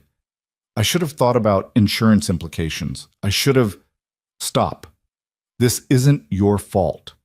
Someone decided to make trouble, and now we deal with it." "How?" There was a long pause. "I don't know, but I know we can't stop now. Lily's walking, Ethan, really walking. For the first time in 11 years, my daughter has hope. I'm not taking that away from her because some administrator is worried about liability." That should have been the end of the conversation, but Ethan had something else he needed to say, something that had been growing in his mind over the past few days. "Marianne, I'm running out of money." The admission hung in the air between them. "The work with Lily, it's taking up all my time. I'm not keeping up with regular customers. My bills are piling up. I've got maybe 6 weeks before I can't make rent on the garage." "How much do you need?" Marianne asked immediately. I'm not asking for money. I'm telling you that I might not be able to keep doing this much longer. Even if we ignore the legal threats, the practical reality is that I can't afford to work for free indefinitely." "Then let me pay you." "I should have insisted from the beginning." "It's not about payment, it's about time. Every hour I spend with Lily is an hour I'm not spending on work that keeps the lights on for my daughter." Marianne was quiet for a moment. "What if we brought you on as a consultant? Officially. I could pay you what I'd pay a physical therapist, give you a contract that provides at least some legal cover. Would that help?" "I'm not a physical therapist. You're the person who gave my daughter her life back. That's worth more to me than any credential." Her voice softened. "Ethan, please. Don't quit now. Not when we're so close." "Close to what?" he wanted to ask. Close to Lily walking independently? Close to proving his modification worked? Close to getting arrested for practicing medicine without a license? But he knew what she meant. They were close to something that mattered, something that transcended legal technicalities and insurance policies and professional credentials. They were close to proving that sometimes the right answer came from unlikely places, that innovation didn't only happen in universities and research hospitals. "Okay," he said, "we keep going, but we do it smart. I'll document everything, work with Dr. Mendez to make sure we're not missing anything medically, and we'll be ready if the legal threats become real legal action." "Thank you," Marianne said quietly. "I know what you're risking." After hanging up, Ethan sat alone in his office and tried to process what he'd just committed to. He was deliberately continuing work that medical authorities had told him to stop, work that could result in criminal charges, work that was destroying his financial stability. But when he closed his eyes, he saw Lily walking across the garage with that look of wonder on her face. He saw the possibility that his years of study hadn't been wasted, that Danny's death hadn't been entirely meaningless, that maybe, just maybe, he could be someone who made a difference. It was enough. It had to be enough. Because the alternative was giving up, and Ethan had made a promise. Never give up on people who still have hope. And Lily Cole, for the first time in 11 years, had hope walking forward on legs that finally remembered how.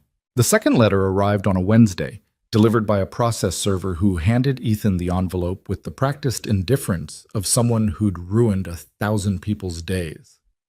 This one wasn't from Stanford Medical Center. It was from the California Medical Board, and the language was even more severe than the first. Words like unauthorized medical practice and patient endangerment and cease and desist jumped off the page like accusations. Ethan sat in his office with the letter trembling in his hands, trying to understand how helping someone had transformed into a potential criminal matter. He'd modified a brace. That was all. He hadn't prescribed medication, hadn't performed surgery, hadn't done anything that required a medical license. But apparently, the law saw things differently. His phone rang. It was Marianne. "Did you get one too?" she asked without preamble. "Just now. Mine came yesterday." They're also threatening to revoke Lily's prescription for the original brace, which would mean insurance won't cover any orthotic device at all. They're trying to force us to stop by, making it financially impossible to continue. Ethan heard the anger in her voice, but underneath it was something else. Fear. Marianne Cole was a woman used to solving problems with money and influence, but this was a problem that her resources couldn't simply overwhelm. "Maybe we should stop," Ethan said quietly. "Not forever. Just long enough to find a lawyer, figure out the legal landscape, do this through proper channels." "Lily walked a quarter mile yesterday," Marianne said. "A quarter mile, Ethan. Without her wheelchair, without stopping to rest. She came home and cried because she couldn't remember the last time she'd been able to just walk to the end of the block and back. And you want me to tell her we're stopping? I want to protect you both from what's coming. These aren't empty threats. The medical board has real power. They can file charges, pursue prosecution, and if they do, I don't just lose my garage, I could lose my daughter." The words hung between them, the reality neither wanted to acknowledge. If Ethan was arrested, convicted, what would happen to Sophie? His parents were gone. He had no siblings except Danny, who was dead. No support system that could take care of a 7-year-old while her father dealt with legal consequences. "I have a lawyer looking into it," Marianne said. "She thinks we have a defense. You didn't perform a medical procedure. You made a mechanical adjustment to a device. It's closer to repairing a wheelchair than practicing medicine." Does she think that argument will work? She thinks it might. If we can show that the modification improved Lily's quality of life without causing harm, if we have documentation from Dr. Mendez supporting this biomechanical rationale, we might be able to argue this falls outside the medical board's jurisdiction. And if we can't? Marianne was quiet for a long moment. Then we fight anyway. Because the alternative is watching my daughter go back to being in pain every moment of every day, and I won't do that. I can't. Ethan understood. He'd made the same calculation with Danny, pushing forward with treatments and therapies that might not work because doing nothing was unbearable. The difference was that with Danny, he'd been fighting a battle that was already lost. With Lily, there was still hope. "Okay," he said. "We keep going, but carefully. Everything documented, everything by the book as much as possible." "There's something else," Marianne said, and her tone shifted slightly. "I want to go public with this, not just fight the legal battle quietly, but actually tell people what happened, how a mechanic in a garage succeeded where 17 specialists failed. Make it harder for them to sweep this under the rug." "That's a terrible idea," Ethan said immediately. "The moment this becomes public, we'll have media attention, scrutiny, people picking apart everything we've done. It'll make the legal situation worse. Or it'll make it harder for them to prosecute without looking like they're punishing someone for helping a disabled girl walk. Public opinion matters, Ethan, even to bureaucrats. It also invites criticism. There will be doctors lining up to explain why what I did was dangerous, why I got lucky, why this can't be replicated. Do you really want to subject Lily to that? I want my daughter to be able to walk without spending the rest of her life wondering when someone's going to take that away from her. If going public helps protect that, then yes, I want to do it." Ethan closed his eyes, trying to imagine what media attention would look like. Reporters showing up at his garage, cameras filming Sophie going to school, his entire life dissected by strangers who'd reduce everything to a feel-good story or a cautionary tale depending on their editorial slant. "Let me think about it," he said finally. "Don't think too long. My lawyer says the medical board is moving fast. If we're going to control the narrative, we need to get ahead of it." After they hung up, Ethan sat in the silence of his garage and tried to figure out how his life had reached this point. 2 months ago, he'd been nobody. A mechanic barely scraping by. A single father trying to raise his daughter. A man with impossible dreams and a notebook full of sketches that would never become real. Now he was potentially facing criminal charges for the crime of noticing something doctors had missed. It would have been funny if it wasn't terrifying. That evening, Sophie asked the question he'd been dreading. Dad, why was that man here today? The one who gave you the envelope? They were eating dinner, spaghetti with sauce from a jar, the same meal they'd had 3 times that week because it was cheap and Sophie didn't complain.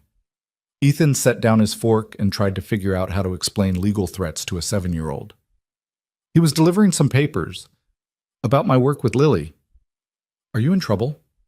Her voice was small, frightened in a way that made Ethan want to find whoever had sent those letters and make them understand what their bureaucratic decisions meant to a little girl who'd already lost her mother and her uncle. Some people think I shouldn't be helping Lily because I'm not a doctor. They're worried I might make a mistake. But you didn't make a mistake. You made her better. I know, sweetheart, but sometimes the rules are more important to people than the results. Sophie processed this with the seriousness she brought to everything. Are they going to make you stop helping her?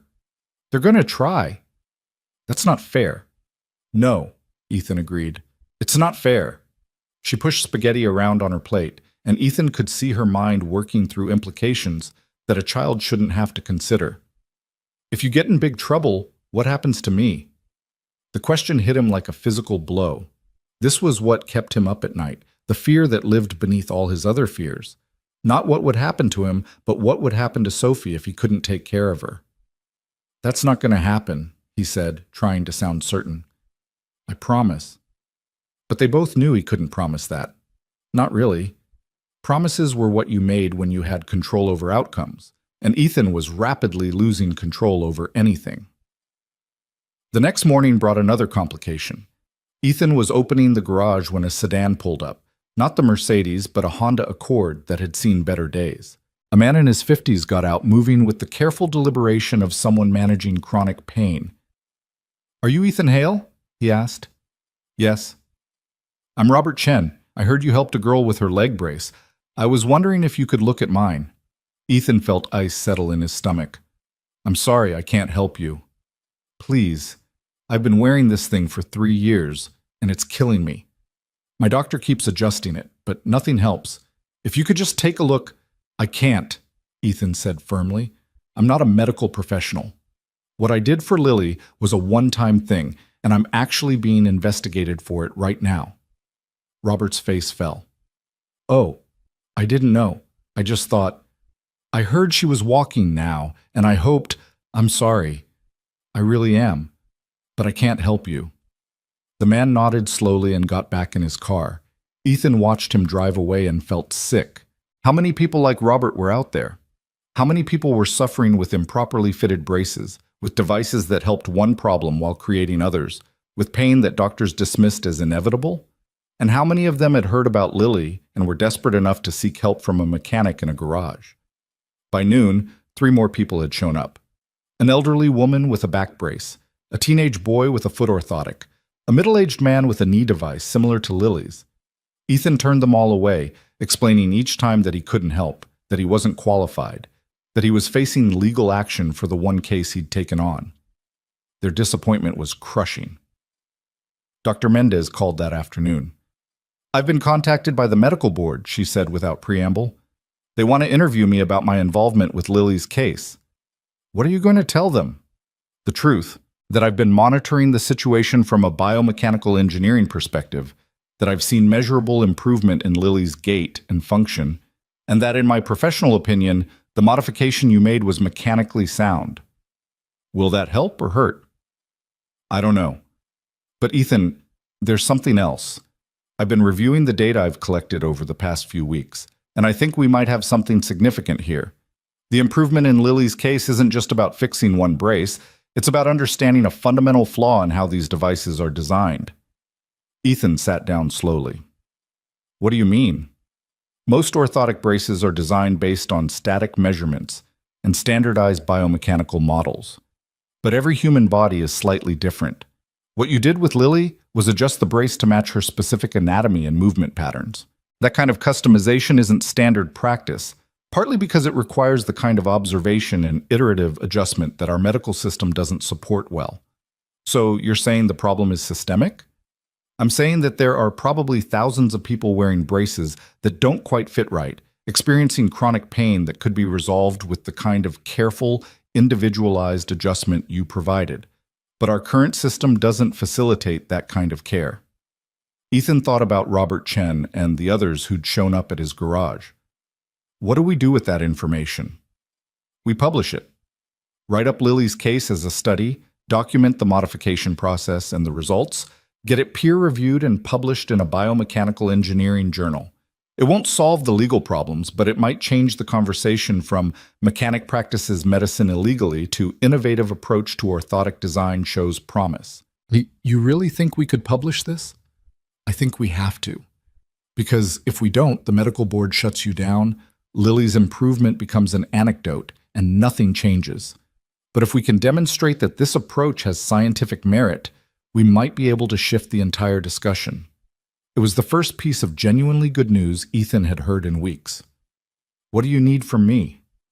Everything, every measurement, every adjustment, every observation. We write this up properly, with rigor and honesty. No exaggeration, no miracle claims, just clear documentation of what was done and what resulted. They spent the next 2 weeks working on the paper. Ethan would close the garage at 6 p.m. and drive to Dr. Mendez's office, where they'd work until midnight organizing data, writing methodology sections, creating charts and graphs that turned Lily's story into something scientific. Marianne provided before and after videos of Lily walking, medical records documenting her history, even testimony from Lily herself about her pain levels and functional improvements. It was exhausting work on top of everything else Ethan was juggling.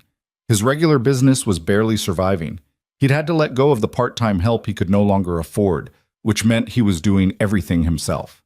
Sophie was spending more time at her friend's house after school because Ethan couldn't always be there when the bus dropped her off. But the paper was coming together. And more than that, it was good. Dr. Mendez kept saying it, her excitement growing as the data revealed patterns and insights that transcended Lily's individual case. They weren't just documenting one successful modification, they were proposing a new approach to orthotic design that prioritized individualized biomechanical analysis over standardized solutions. The third letter arrived on a Friday. This one was from an attorney representing Dr. Raymond Chen personally. It accused Ethan of damaging proprietary medical equipment, claimed that any improvements Lily experienced were coincidental and unsustainable, and demanded compensation for the $47,000 brace that had been vandalized. Ethan showed the letter to Marianne's lawyer, a sharp woman named Rebecca Torres, who'd been handling the medical board correspondence. "This is interesting," Rebecca said, studying the document. "Chen is going after you personally, separate from the medical board action. That suggests he's worried about something." "Worried about what?" "He's a Stanford-trained specialist with decades of experience." "I'm nobody." "You're the person who proved his $47,000 brace was wrong. That's not nothing. If word gets out that a mechanic fixed what he couldn't, it damages his reputation. Maybe damages it enough that other patients start questioning his work." "So this is about protecting his image? This is about protecting his business." Chen consults on orthotic design, testifies in malpractice cases, has lucrative contracts with medical device manufacturers.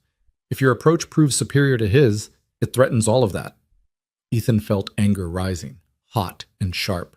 "So because I might make him look bad, he's trying to destroy me?" "Welcome to how the world works when you threaten established interests," Rebecca said dryly. "The good news is that his personal lawsuit might actually help us with the medical board. It demonstrates that at least some of the opposition to what you did is motivated by professional rivalry rather than legitimate safety concerns." "What's the bad news?" "The bad news is that we're now fighting a two-front war. The medical board on one side, Chen's personal legal action on the other. Both are expensive to defend against, and both carry serious consequences if we lose." "How expensive?" Rebecca named a figure that made Ethan's vision blur. There was no way he could afford that. Even with Marianne's offer to pay him as a consultant, even if he worked every hour he was awake, he couldn't come close to covering legal fees at that level.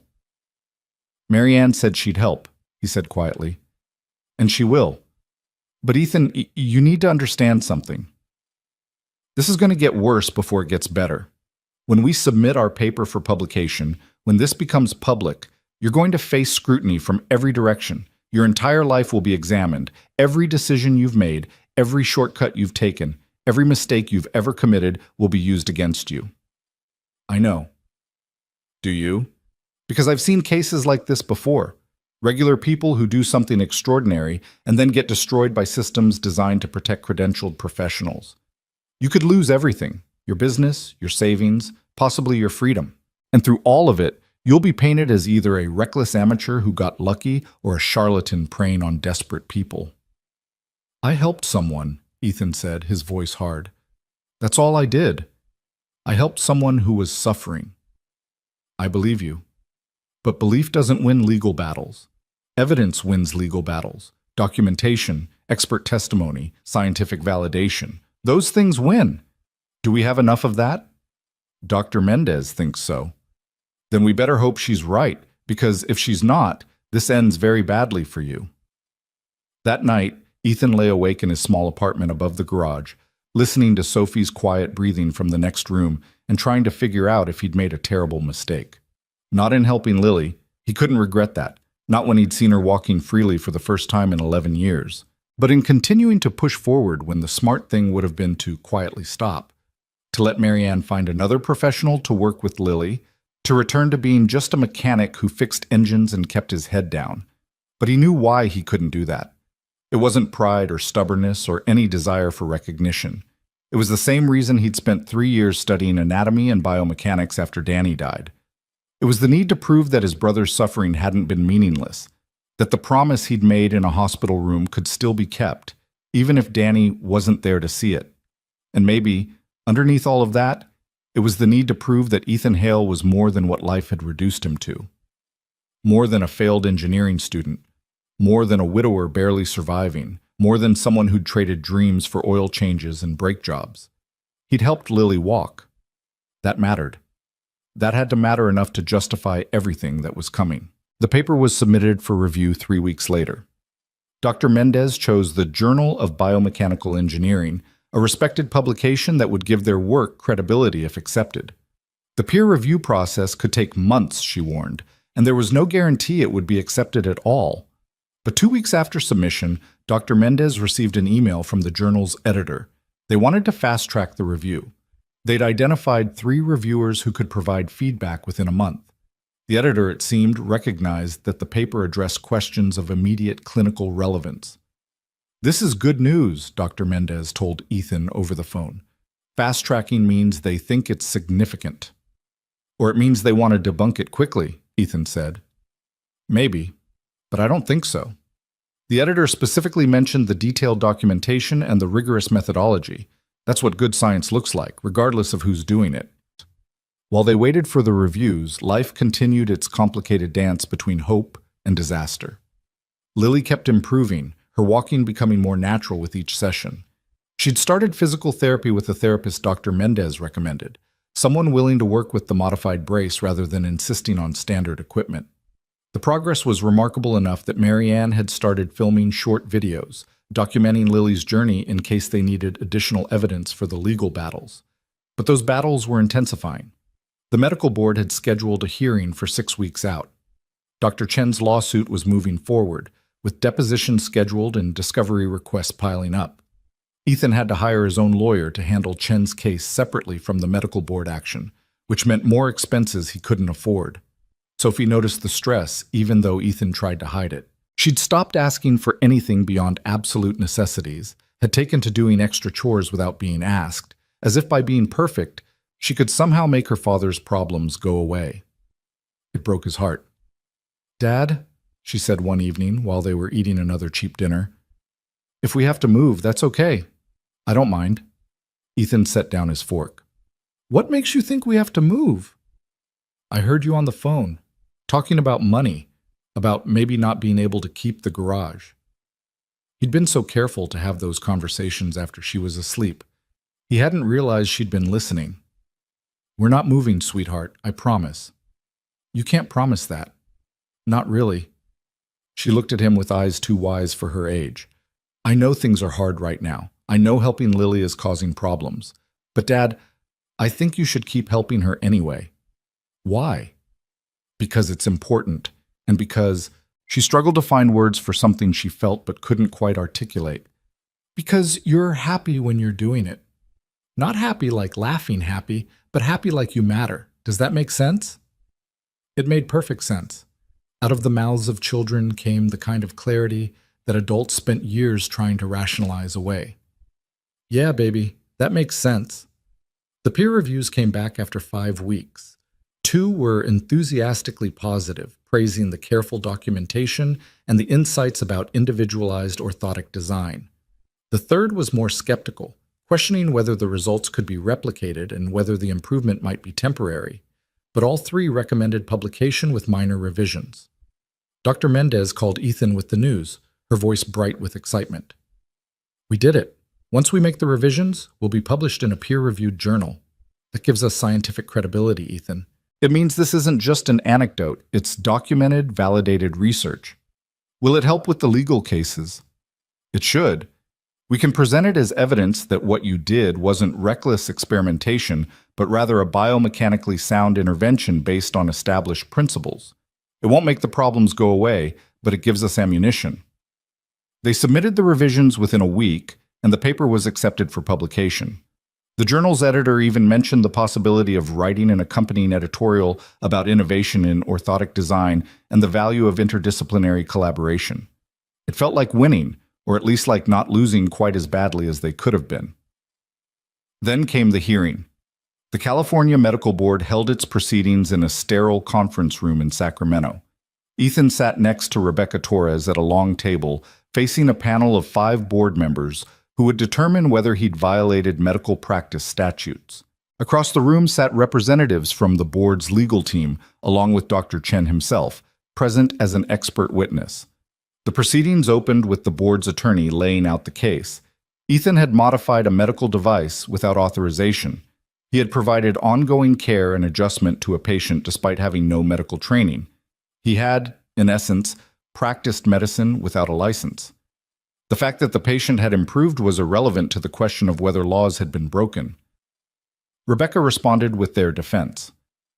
Ethan had made a mechanical adjustment to a device, work that fell within his expertise as someone who understood biomechanics and engineering principles.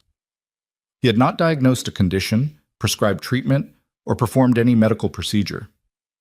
He had worked under the oversight of Dr. Patricia Mendez, a qualified biomechanical engineer. And the results spoke for themselves. A patient who'd suffered for 11 years was now walking independently. Then came the witnesses. Dr. Chen testified that the modification was dangerous, that it bypassed safety features built into the original design, that any improvement was likely temporary and could lead to long-term damage. He was polished, confident, credible. Dr. Mendez countered by walking through the biomechanical analysis, showing with data and measurements exactly why the modification had worked. She presented their soon-to-be-published paper as evidence of scientific rigor. She was equally polished, equally confident, equally credible. Finally, Lily testified. Marianne had fought to allow it, arguing that the person most affected by these proceedings deserved to be heard. Lily rolled into the hearing room in her wheelchair. She'd chosen to use it for the proceedings, though she could walk now, and spoke in a clear, steady voice about what her life had been like before Ethan's modification and what it was like now. I was in pain every single day, she said. Every moment. I couldn't sleep, couldn't focus in school, couldn't do anything without hurting. My own mother couldn't hug me without causing pain, and 17 specialists told me this was just how my life was going to be. She looked directly at the board members. Ethan didn't promise to cure me. He didn't claim to be a doctor. He just noticed something wrong and offered to try to fix it. And it worked. For the first time in 11 years, I can walk without pain. I can go to school like a normal person. I can have a life. Her voice strengthened. So if you're going to punish him for that, if you're going to make an example of someone who actually helped when the entire medical system failed me, then you need to understand what you're really doing. You're protecting a system that left me suffering for over a decade. You're saying it's better for people like me to stay broken than to let someone without the right credentials try to help. The room was silent when she finished. Even Dr. Chen looked uncomfortable. The board members asked questions, reviewed documentation, and finally adjourned to deliberate. Ethan sat in the hallway with Rebecca, Marianne, and Lily, waiting for a decision that would determine the next chapter of all their lives. After 2 hours, they were called back in. The board chair, a woman in her 60s with gray hair and sharp eyes, read from a prepared statement. The board had carefully considered the evidence and testimony. They acknowledged that Mr. Hale's intentions appeared to be genuine and that the patient had experienced positive outcomes. However, the modification of medical devices and provision of ongoing care fell into a regulatory gray area that raised legitimate concerns about patient safety and professional boundaries. Ethan's heart sank. Here it came. The punishment, the fines, possibly criminal referral. But the chair continued. Given the unique circumstances of this case, including the oversight provided by Dr. Mendez and the documented positive outcomes, the board had decided not to pursue enforcement action at this time. However, Mr. Hale was formally cautioned against engaging in similar activities in the future without appropriate medical supervision and professional collaboration. It took a moment for the words to sink in. They weren't prosecuting him. They were letting him go with a warning. Rebecca squeezed his arm. "We won," she whispered. Not quite won, Ethan thought. More like survived. But survival counted for something. As they left the building, Marianne was already on her phone, calling her lawyer to see if the board's decision would impact Dr. Chen's personal lawsuit.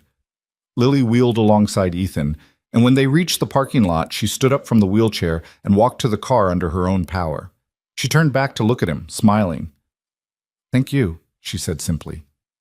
Those two words, in that moment, felt like justification for everything. Every sleepless night, every legal threat, every moment of fear and doubt.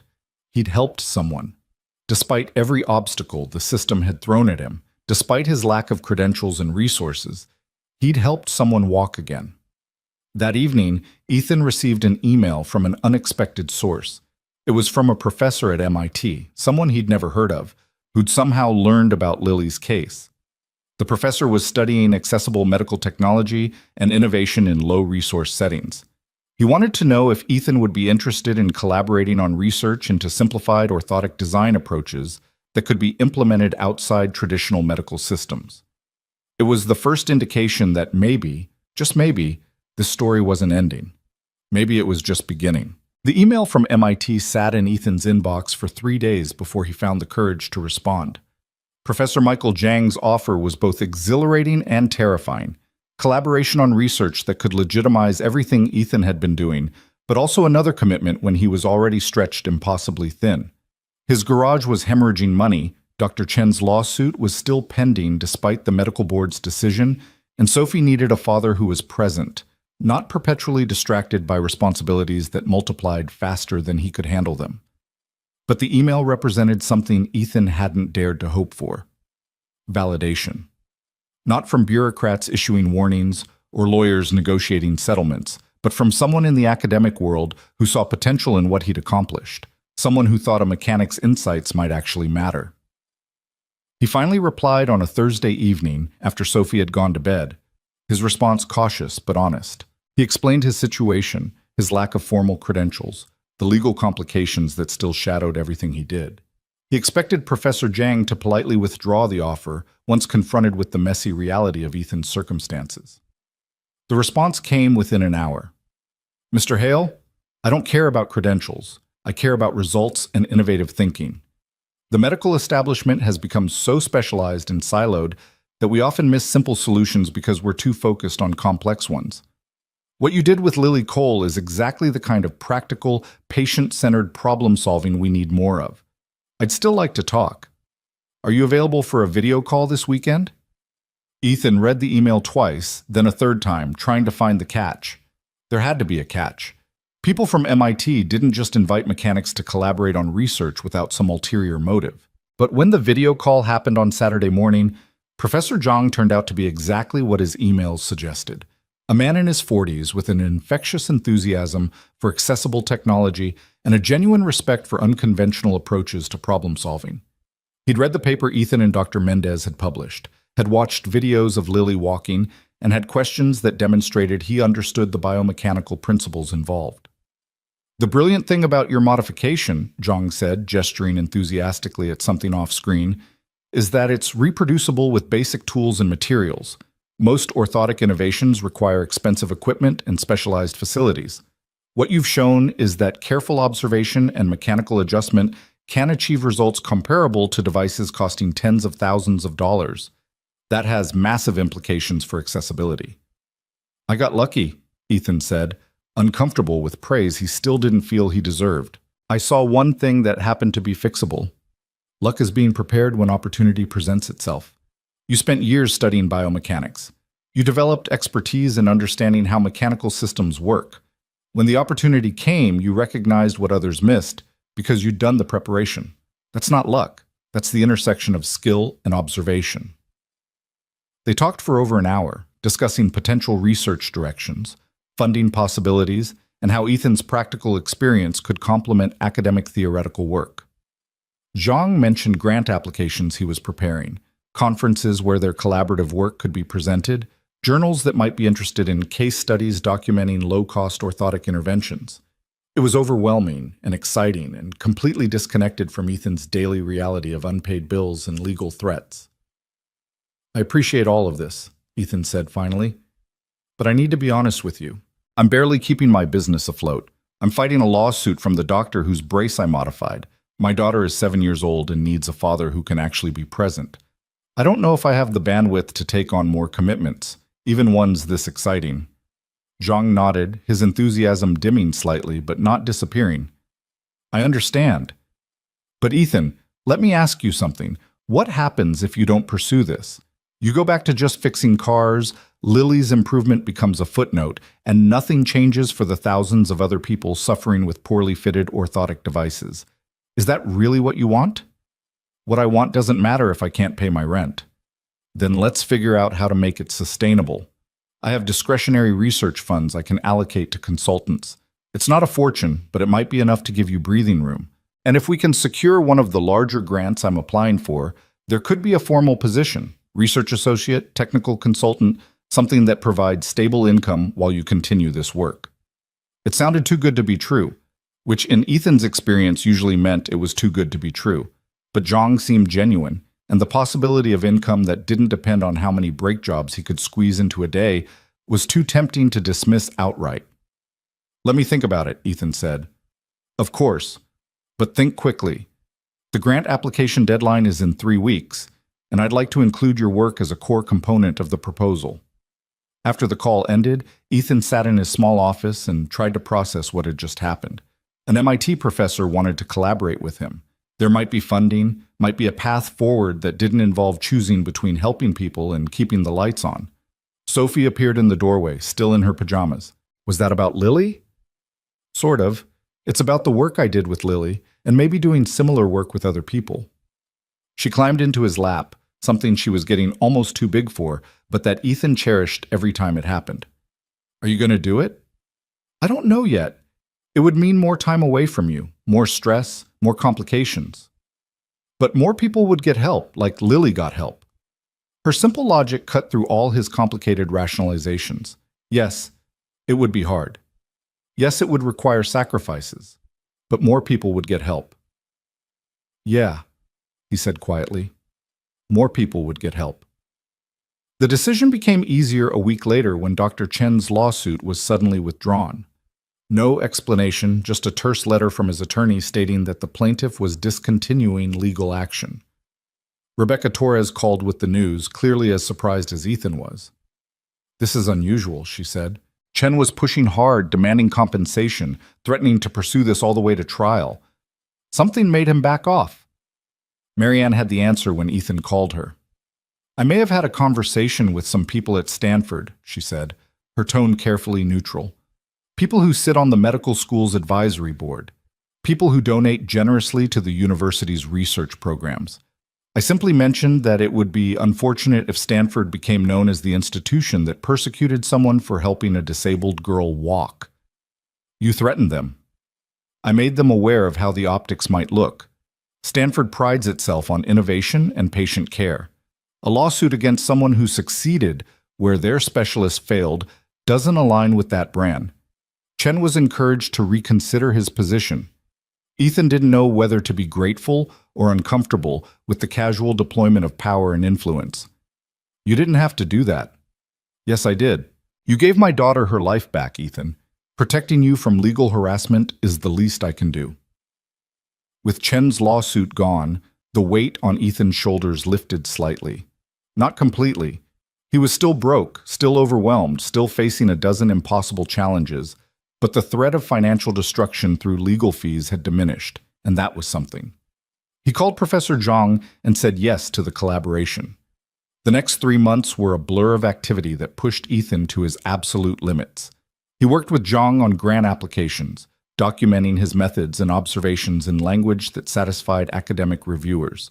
He continued seeing Lily twice a week, fine-tuning her brace as her strength and confidence grew. He took on a few other patients, carefully, with Dr. Mendez's oversight and proper documentation, people who'd heard about Lily and were desperate enough to try an unconventional approach. There was Marcus, a veteran whose prosthetic knee had never quite fit right, causing pain that VA doctors attributed to phantom limb syndrome. Ethan adjusted the alignment of the socket and the positioning of the knee joint, changes that took 4 sessions and resulted in Marcus walking without a limp for the first time in 3 years. There was Elena, a teenager with cerebral palsy whose ankle brace restricted movement so severely that she'd developed chronic hip pain. Ethan modified the brace to allow more natural articulation while maintaining the support her ankle needed, and within weeks her hip pain had decreased by half. Each case was different, each required careful observation and iterative adjustment, and each added to the growing body of evidence that there was something systematic about what Ethan was doing. It wasn't magic or luck. It was careful biomechanical analysis applied to individual patients rather than standardized models. Dr. Mendez documented everything, building a database of cases that would form the foundation for future research. And slowly, grudgingly, other professionals began to take notice. A physical therapist in San Diego started referring patients to Ethan. An orthopedic surgeon at Scripps, younger and less invested in defending established practices than Dr. Morrison, asked to observe Ethan's work and came away impressed. The tide was turning, but it was slow and exhausting and required Ethan to be everything to everyone. He was father to Sophie, mechanic to his remaining customers, biomechanical consultant to patients, research collaborator to Professor Zhang, and increasingly, the face of an unconventional approach that challenged how orthotic care was traditionally delivered. Sophie bore the brunt of his divided attention. She was patient, uncomplaining, too mature for her age in ways that made Ethan ache with guilt. Her teachers mentioned that she seemed tired in class. She stopped inviting friends over because she knew her father was always too busy. She made her own dinners on nights when Ethan worked late and left plates wrapped in foil for him to find when he finally came home. It couldn't continue like this. Something had to give. The breaking point came on a Tuesday evening when Ethan arrived home at 9 p.m. to find Sophie asleep at the kitchen table, her homework half finished beside her. She'd waited for him, tried to stay awake, and finally surrendered to exhaustion with a pencil still in her hand. Ethan stood in the doorway and felt something crack inside him. This wasn't sustainable. This wasn't fair to Sophie, who'd already lost her mother and deserved better than a father who was physically present but emotionally and temporally absent. He carried Sophie to bed, tucked her in, and sat in the dark kitchen trying to figure out how to be everything he needed to be. The answer, he finally acknowledged, was that he couldn't. Not alone. The next morning he called Marianne. "I need help," he said without preamble. "Not money. Help. I can't do all of this by myself anymore." "What do you need?" "I don't even know. Someone to help run the garage so I can focus on the orthotic work. Someone to help with Sophie when I'm working late. Someone to handle the administrative stuff that's drowning me. I can't keep all these plates spinning." Marianne was quiet for a moment. "Let me make some calls." Within a week, she'd found solutions Ethan would never have been able to arrange himself. A retired mechanic named Frank, the same Frank who'd originally trained Ethan, agreed to come back part-time to help with the garage work. Marianne hired an administrative assistant who could handle scheduling, documentation, and the endless paperwork that came with the orthotic consultations. She even arranged for Sophie to attend an after-school program at the community center, one with homework help and activities that meant Sophie wasn't sitting alone waiting for her father. "This is too much," Ethan protested when Marianne showed him the arrangements she'd made. "This is what's necessary," she corrected. "You can't help people if you're collapsing from exhaustion. And Sophie deserves a childhood, not to be a parentified child taking care of herself because her father is trying to save the world. The changes made an immediate difference. With Frank handling routine auto repairs, Ethan could focus on the orthotic work without feeling like he was neglecting his business. With administrative support, he wasn't drowning in paperwork and scheduling conflicts. And with Sophie in a program where she was engaged and supervised, Ethan didn't spend every moment worrying about whether she was okay. For the first time in months, Ethan could breathe. Professor Zhang's grant application was successful. The NIH awarded funding for a 3-year study on accessible orthotic interventions, with Ethan named as a research consultant at a salary that, while modest by academic standards, was more stable income than he'd had in years. The grant included funding for equipment, materials, and overhead that would allow Ethan to formalize his work without depending on charity or burning through savings he didn't have. The news came on a Friday afternoon. Ethan read the award letter 3 times, then called Sophie at the community center. "Sweetheart, we're going to be okay," he said when she answered. "I know, Dad. We were always going to be okay." Her absolute faith in him was humbling and heartbreaking in equal measure. That evening, Ethan took Sophie out for dinner at a real restaurant. Not fast food, but an actual sit-down place with menus and waiters. It was a small celebration, but it felt monumental, a marker of having survived the worst and emerged into something that might actually be sustainable. "Dad," Sophie said over her spaghetti and meatballs, "I'm proud of you." "Yeah?" "Yeah.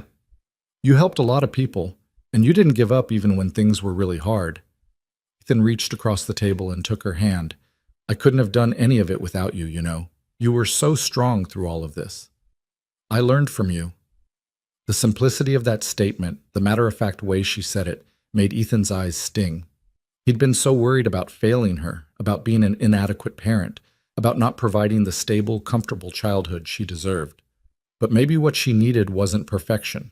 Maybe what she needed was to see her father trying, struggling, persisting through difficulty because it mattered.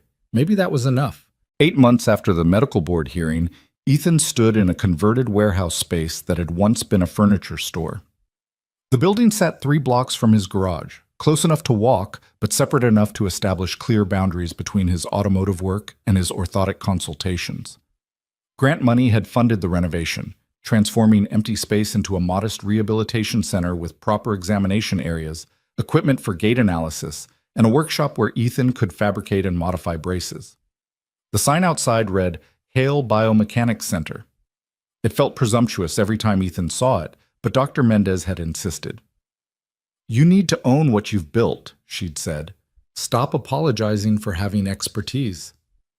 Lily was there for the informal opening, walking through the space with the easy confidence of someone who'd forgotten what it felt like to move through the world in pain. She'd started her senior year of high school, was applying to colleges, was living the normal teenage life that had been stolen from her at age 6. "This is amazing," she said, examining the gait analysis equipment. "You're going to help so many people here." "We'll try," Ethan said. "No promises, no guarantees, just careful work and honest effort." "That's all anyone can ask." Marianne stood nearby, watching her daughter move freely through the space, and Ethan saw tears gathering in her eyes. She caught him looking and smiled. "I keep waiting for this to feel real," she said quietly. "For almost 12 years, pain was just Lily's reality, and now it's not. I still can't quite believe it." "Believe it?" Ethan said. She did the hard work, the walking, the physical therapy, the persistence even when progress was slow. "All I did was adjust some metal." "You did more than that. You saw what needed to be seen. You cared enough to try when everyone else had given up. That matters more than you know." The center officially opened the following week. Ethan had 4 patients scheduled for that first day, all referrals from Dr. Mendez or the handful of medical professionals who'd become supporters of his work. He approached each case with the same careful methodology he'd developed with Lily. Observe, measure, analyze, adjust, reassess. Nothing dramatic, nothing miraculous, just patient attention to the relationship between devices and the bodies they were meant to serve. Not everyone improved. Some conditions were beyond what mechanical adjustment could address. Some patients had structural damage or neurological issues that no brace modification could resolve. Ethan learned to recognize the limits of his approach, to refer people to appropriate medical specialists when their needs exceeded what he could provide. But more people improved than didn't. And those successes, documented carefully and shared through academic publications and professional networks, gradually changed the conversation about orthotic care. Professor Zhang visited 6 months after the center opened, bringing with him 2 graduate students who were studying accessible medical technology. They spent a week observing Ethan's work, documenting his methods, interviewing patients about their experiences. Zhang was particularly interested in how Ethan's approach differed from traditional orthotic fitting. "You spend hours with each patient," Zhang observed. "Multiple sessions, iterative adjustments. The standard model is to fit the device and send them home with maybe one follow-up. Why don't more practitioners work the way you do?" "Time and money," Ethan said simply. "The medical system doesn't reimburse for the kind of careful, ongoing attention this requires. It's more profitable to fit devices quickly and move on to the next patient. And honestly, a lot of practitioners don't think this level of customization is necessary. They trust the standardized models and don't look deeper when patients report ongoing problems. So the system incentivizes speed over quality.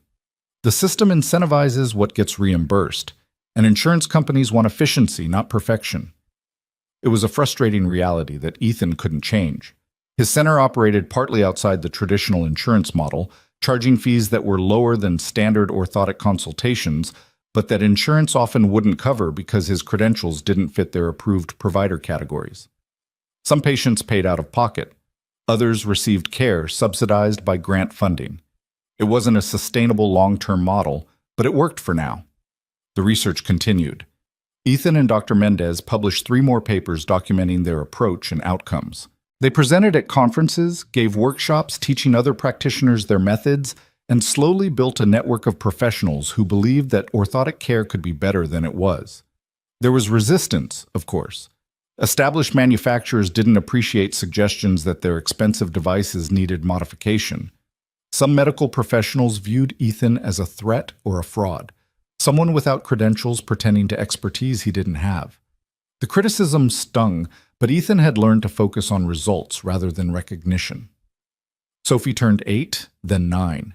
She was thriving in school, making friends, living the stable childhood that Ethan had worried he couldn't provide. She still helped in the garage sometimes, still watched her father work with patients, and asked questions about biomechanics and anatomy. Ethan wondered sometimes if she'd follow him into this work, if his unconventional path might inspire her own. But mostly, he just wanted her to be happy, to have choices he'd never had, to build whatever life made sense for her. A year after the center opened, Ethan received a call from a woman named Dr. Sarah Mitchell. She was an orthopedic surgeon at Children's Hospital Los Angeles, and she'd heard about his work through Dr. Mendez. "I have a patient," she said, "a 9-year-old boy with a complex lower limb deformity. We've done multiple surgeries, tried every standard orthotic intervention, and he's still in significant pain. I know this is unusual, but would you be willing to consult?" "Of course. Send me his records and we'll see if there's anything I can contribute." The boy's name was James, and his case was heartbreaking. Multiple congenital abnormalities had resulted in legs that didn't quite work right, surgeries that had improved function but hadn't eliminated pain, and a childhood defined by hospitals and procedures and limitations. His parents were exhausted, running out of hope, much like Marianne had been when she first brought Lily to Ethan's garage. Ethan studied the records, consulted with Dr. Mendez, and agreed to see James. The first session was mostly observation, watching how he moved, understanding how his current braces were helping and hurting, taking careful measurements of joint angles and force distribution. The second session, Ethan made a small adjustment. Just one, a modification to how the ankle brace connected to the knee support. James walked across the room, stopped, looked at his mother with wide eyes. "It doesn't pinch," he said. Such a small thing. It doesn't pinch. But for a 9-year-old who'd been pinched and prodded and hurt by medical interventions his entire life, it was everything. Over the next 3 months, Ethan worked with James the way he'd worked with Lily, carefully, incrementally, always asking for feedback, always willing to reverse course if something didn't help. Dr. Mitchell observed some of the sessions, asking questions, trying to understand what Ethan was seeing that multiple surgeons had missed. "You're not just looking at the anatomy," she said during one session. "You're looking at how the anatomy interacts with the device in motion. We tend to evaluate things statically, take measurements when the patient is standing still, fit the brace based on those measurements. But you're analyzing the dynamic relationship. Things work differently when they're moving," Ethan said. "A joint that looks aligned when someone's standing might be completely out of alignment when they're walking. The brace needs to accommodate that motion, not restrict it." It seemed obvious to him, but Dr. Mitchell shook her head in wonder. "We've been trained to think in static terms: X-rays, CT scans, measurements taken with patients lying down or standing still. Your entire approach is based on observation during movement. That's a completely different paradigm." James improved. Not as dramatically as Lily had. His structural issues were more complex, but enough that his pain decreased significantly and his mobility increased. His parents cried when he ran across the hospital hallway during a follow-up appointment, something he hadn't been able to do without falling in over a year. Dr. Mitchell became an advocate, referring other patients and speaking about Ethan's work at professional conferences. She was credentialed, respected, impossible to dismiss as a charlatan or enthusiast. Her endorsement opened doors that would have remained closed to Ethan alone. More patients came.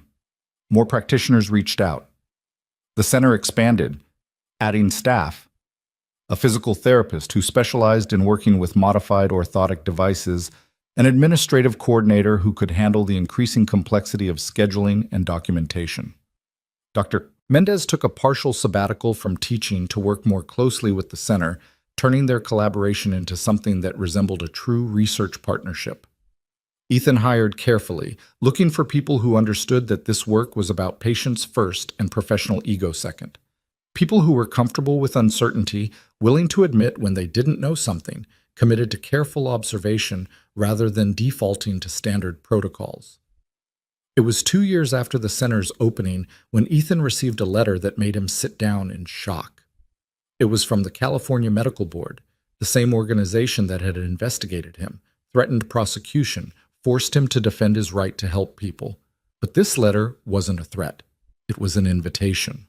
The board was convening a task force to examine orthotic device regulations and best practices. They were looking for diverse perspectives, including practitioners with unconventional approaches. Would Ethan be willing to serve on the task force? He called Rebecca Torres, still half expecting this to be some kind of trap. "It's legitimate," she confirmed after reviewing the letter. "They want your input. Probably because your work has gained enough credibility that ignoring you would look worse than including you. Should I do it? Do you want to shape the regulations that govern this field, or do you want to keep operating in the margins?" When she put it that way, the answer was obvious. Ethan joined the task force, attending quarterly meetings in Sacramento where he sat alongside orthopedic surgeons, biomedical engineers, medical device manufacturers, and patient advocates. It was strange being in rooms with people who'd once viewed him as a threat, discussing policy and standards and best practices. But Ethan discovered that he had something valuable to contribute. His perspective was different, grounded in practical observation rather than theoretical models, focused on individual patient outcomes rather than standardized protocols. He pushed for regulations that would allow more individualized approaches, that would recognize expertise developed through practice and observation, even when it didn't come with traditional credentials. Not everyone agreed with him. There were heated debates, philosophical disagreements about the balance between safety and innovation, between protecting patients and protecting professional boundaries. But the conversations were happening, and that mattered. Sophie was 11 when Ethan took her to the beach for the first time in months. They'd been so busy, him with the center and the task force, her with school and soccer and the science club she'd joined, that they'd neglected the simple pleasure of being together without purpose or agenda. They walked along the shore, Sophie running ahead to examine tide pools, while Ethan followed at a slower pace.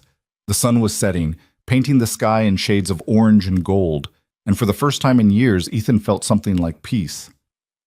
His phone buzzed. A text from Marianne with a video attachment.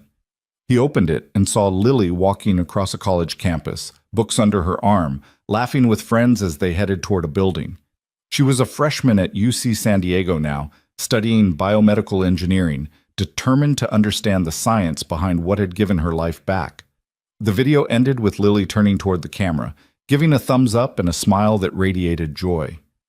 Ethan watched it twice, then put his phone away and looked at his daughter, who was calling him over to see a starfish she'd found. This was what mattered, not the awards or recognition or professional validation that had started to accumulate.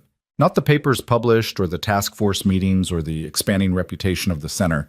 Those things were good. They enabled the work to continue, but they weren't the point. The point was Lily walking across a campus, living a life she'd been told was impossible. The point was James running down a hospital hallway. The point was every patient who came to the center in pain and left with even a small measure of relief. The point was keeping the promise Ethan had made in a hospital room 3 years ago, the promise to never give up on people who still had hope. He'd kept that promise. Not perfectly, not without mistakes and setbacks and moments of doubt. But he'd kept it. And in keeping it, he'd discovered that the life he'd thought was reduced to oil changes and brake jobs had actually been preparing him for something else. All those hours studying anatomy, all those nights sketching designs that seemed pointless, all that time observing and learning and trying to understand how things worked, it had all mattered. He'd mattered. Not because of credentials or recognition, but because he'd been willing to see what others missed and try what others dismissed. Sophie came running back with the starfish, breathless with excitement. "Dad, look! It's huge!" Ethan examined the starfish with appropriate seriousness, then helped her return it to the tide pool where it belonged. They walked further down the beach, hand in hand, as the sun dipped below the horizon and the first stars appeared in the darkening sky. Behind them, the city lights were starting to glow. Somewhere in that sprawl was the garage where this had all started, where a luxury car had broken down and brought Marianne and Lily Cole into Ethan's life. Somewhere was the center where patients came seeking help and usually found at least some measure of it. Somewhere was Sophie's school, the task force offices in Sacramento, the hospital where James and other children were learning to move without pain. It was a complicated, messy, imperfect constellation of interconnected lives and choices. But it was real. It was meaningful. It was proof that ordinary people could do extraordinary things when they paid attention and cared enough to try. "Dad?" Sophie asked, looking up at him in the fading light. "Yeah, sweetheart? Do you think you'll always do this? Help people with their braces?" Ethan considered the question. A year ago, he would have said he didn't know, that the future was too uncertain to predict. But now, with the center established and the work continuing and the promise kept over and over with each new patient, he could answer honestly. "As long as there are people who need help, and I have something to offer, yeah, I think I will." Sophie nodded, satisfied. "Good. Because you're really good at it." They stood together at the water's edge, watching waves roll in and retreat in their eternal rhythm. The ocean was dark now, mysterious and vast, but the shore beneath their feet was solid. Known. Home. Ethan thought about Lily, walking freely across her college campus. He thought about all the patients who would come to the center tomorrow and next week and next month, each carrying their own pain and their own hope. He thought about Sophie, growing up watching her father persist through difficulty because it mattered. And he thought about Danny, whose death had sparked a promise that had changed everything. Danny who'd never walk again, but whose suffering hadn't been meaningless because it had driven Ethan to ensure others wouldn't suffer the same way. The promise had been kept, not just once with Lily, but over and over, with each person who walked out of the center with less pain than they'd walked in with. Real miracles, Ethan had learned, weren't sudden or dramatic. They were built through persistence, care, and the refusal to give up.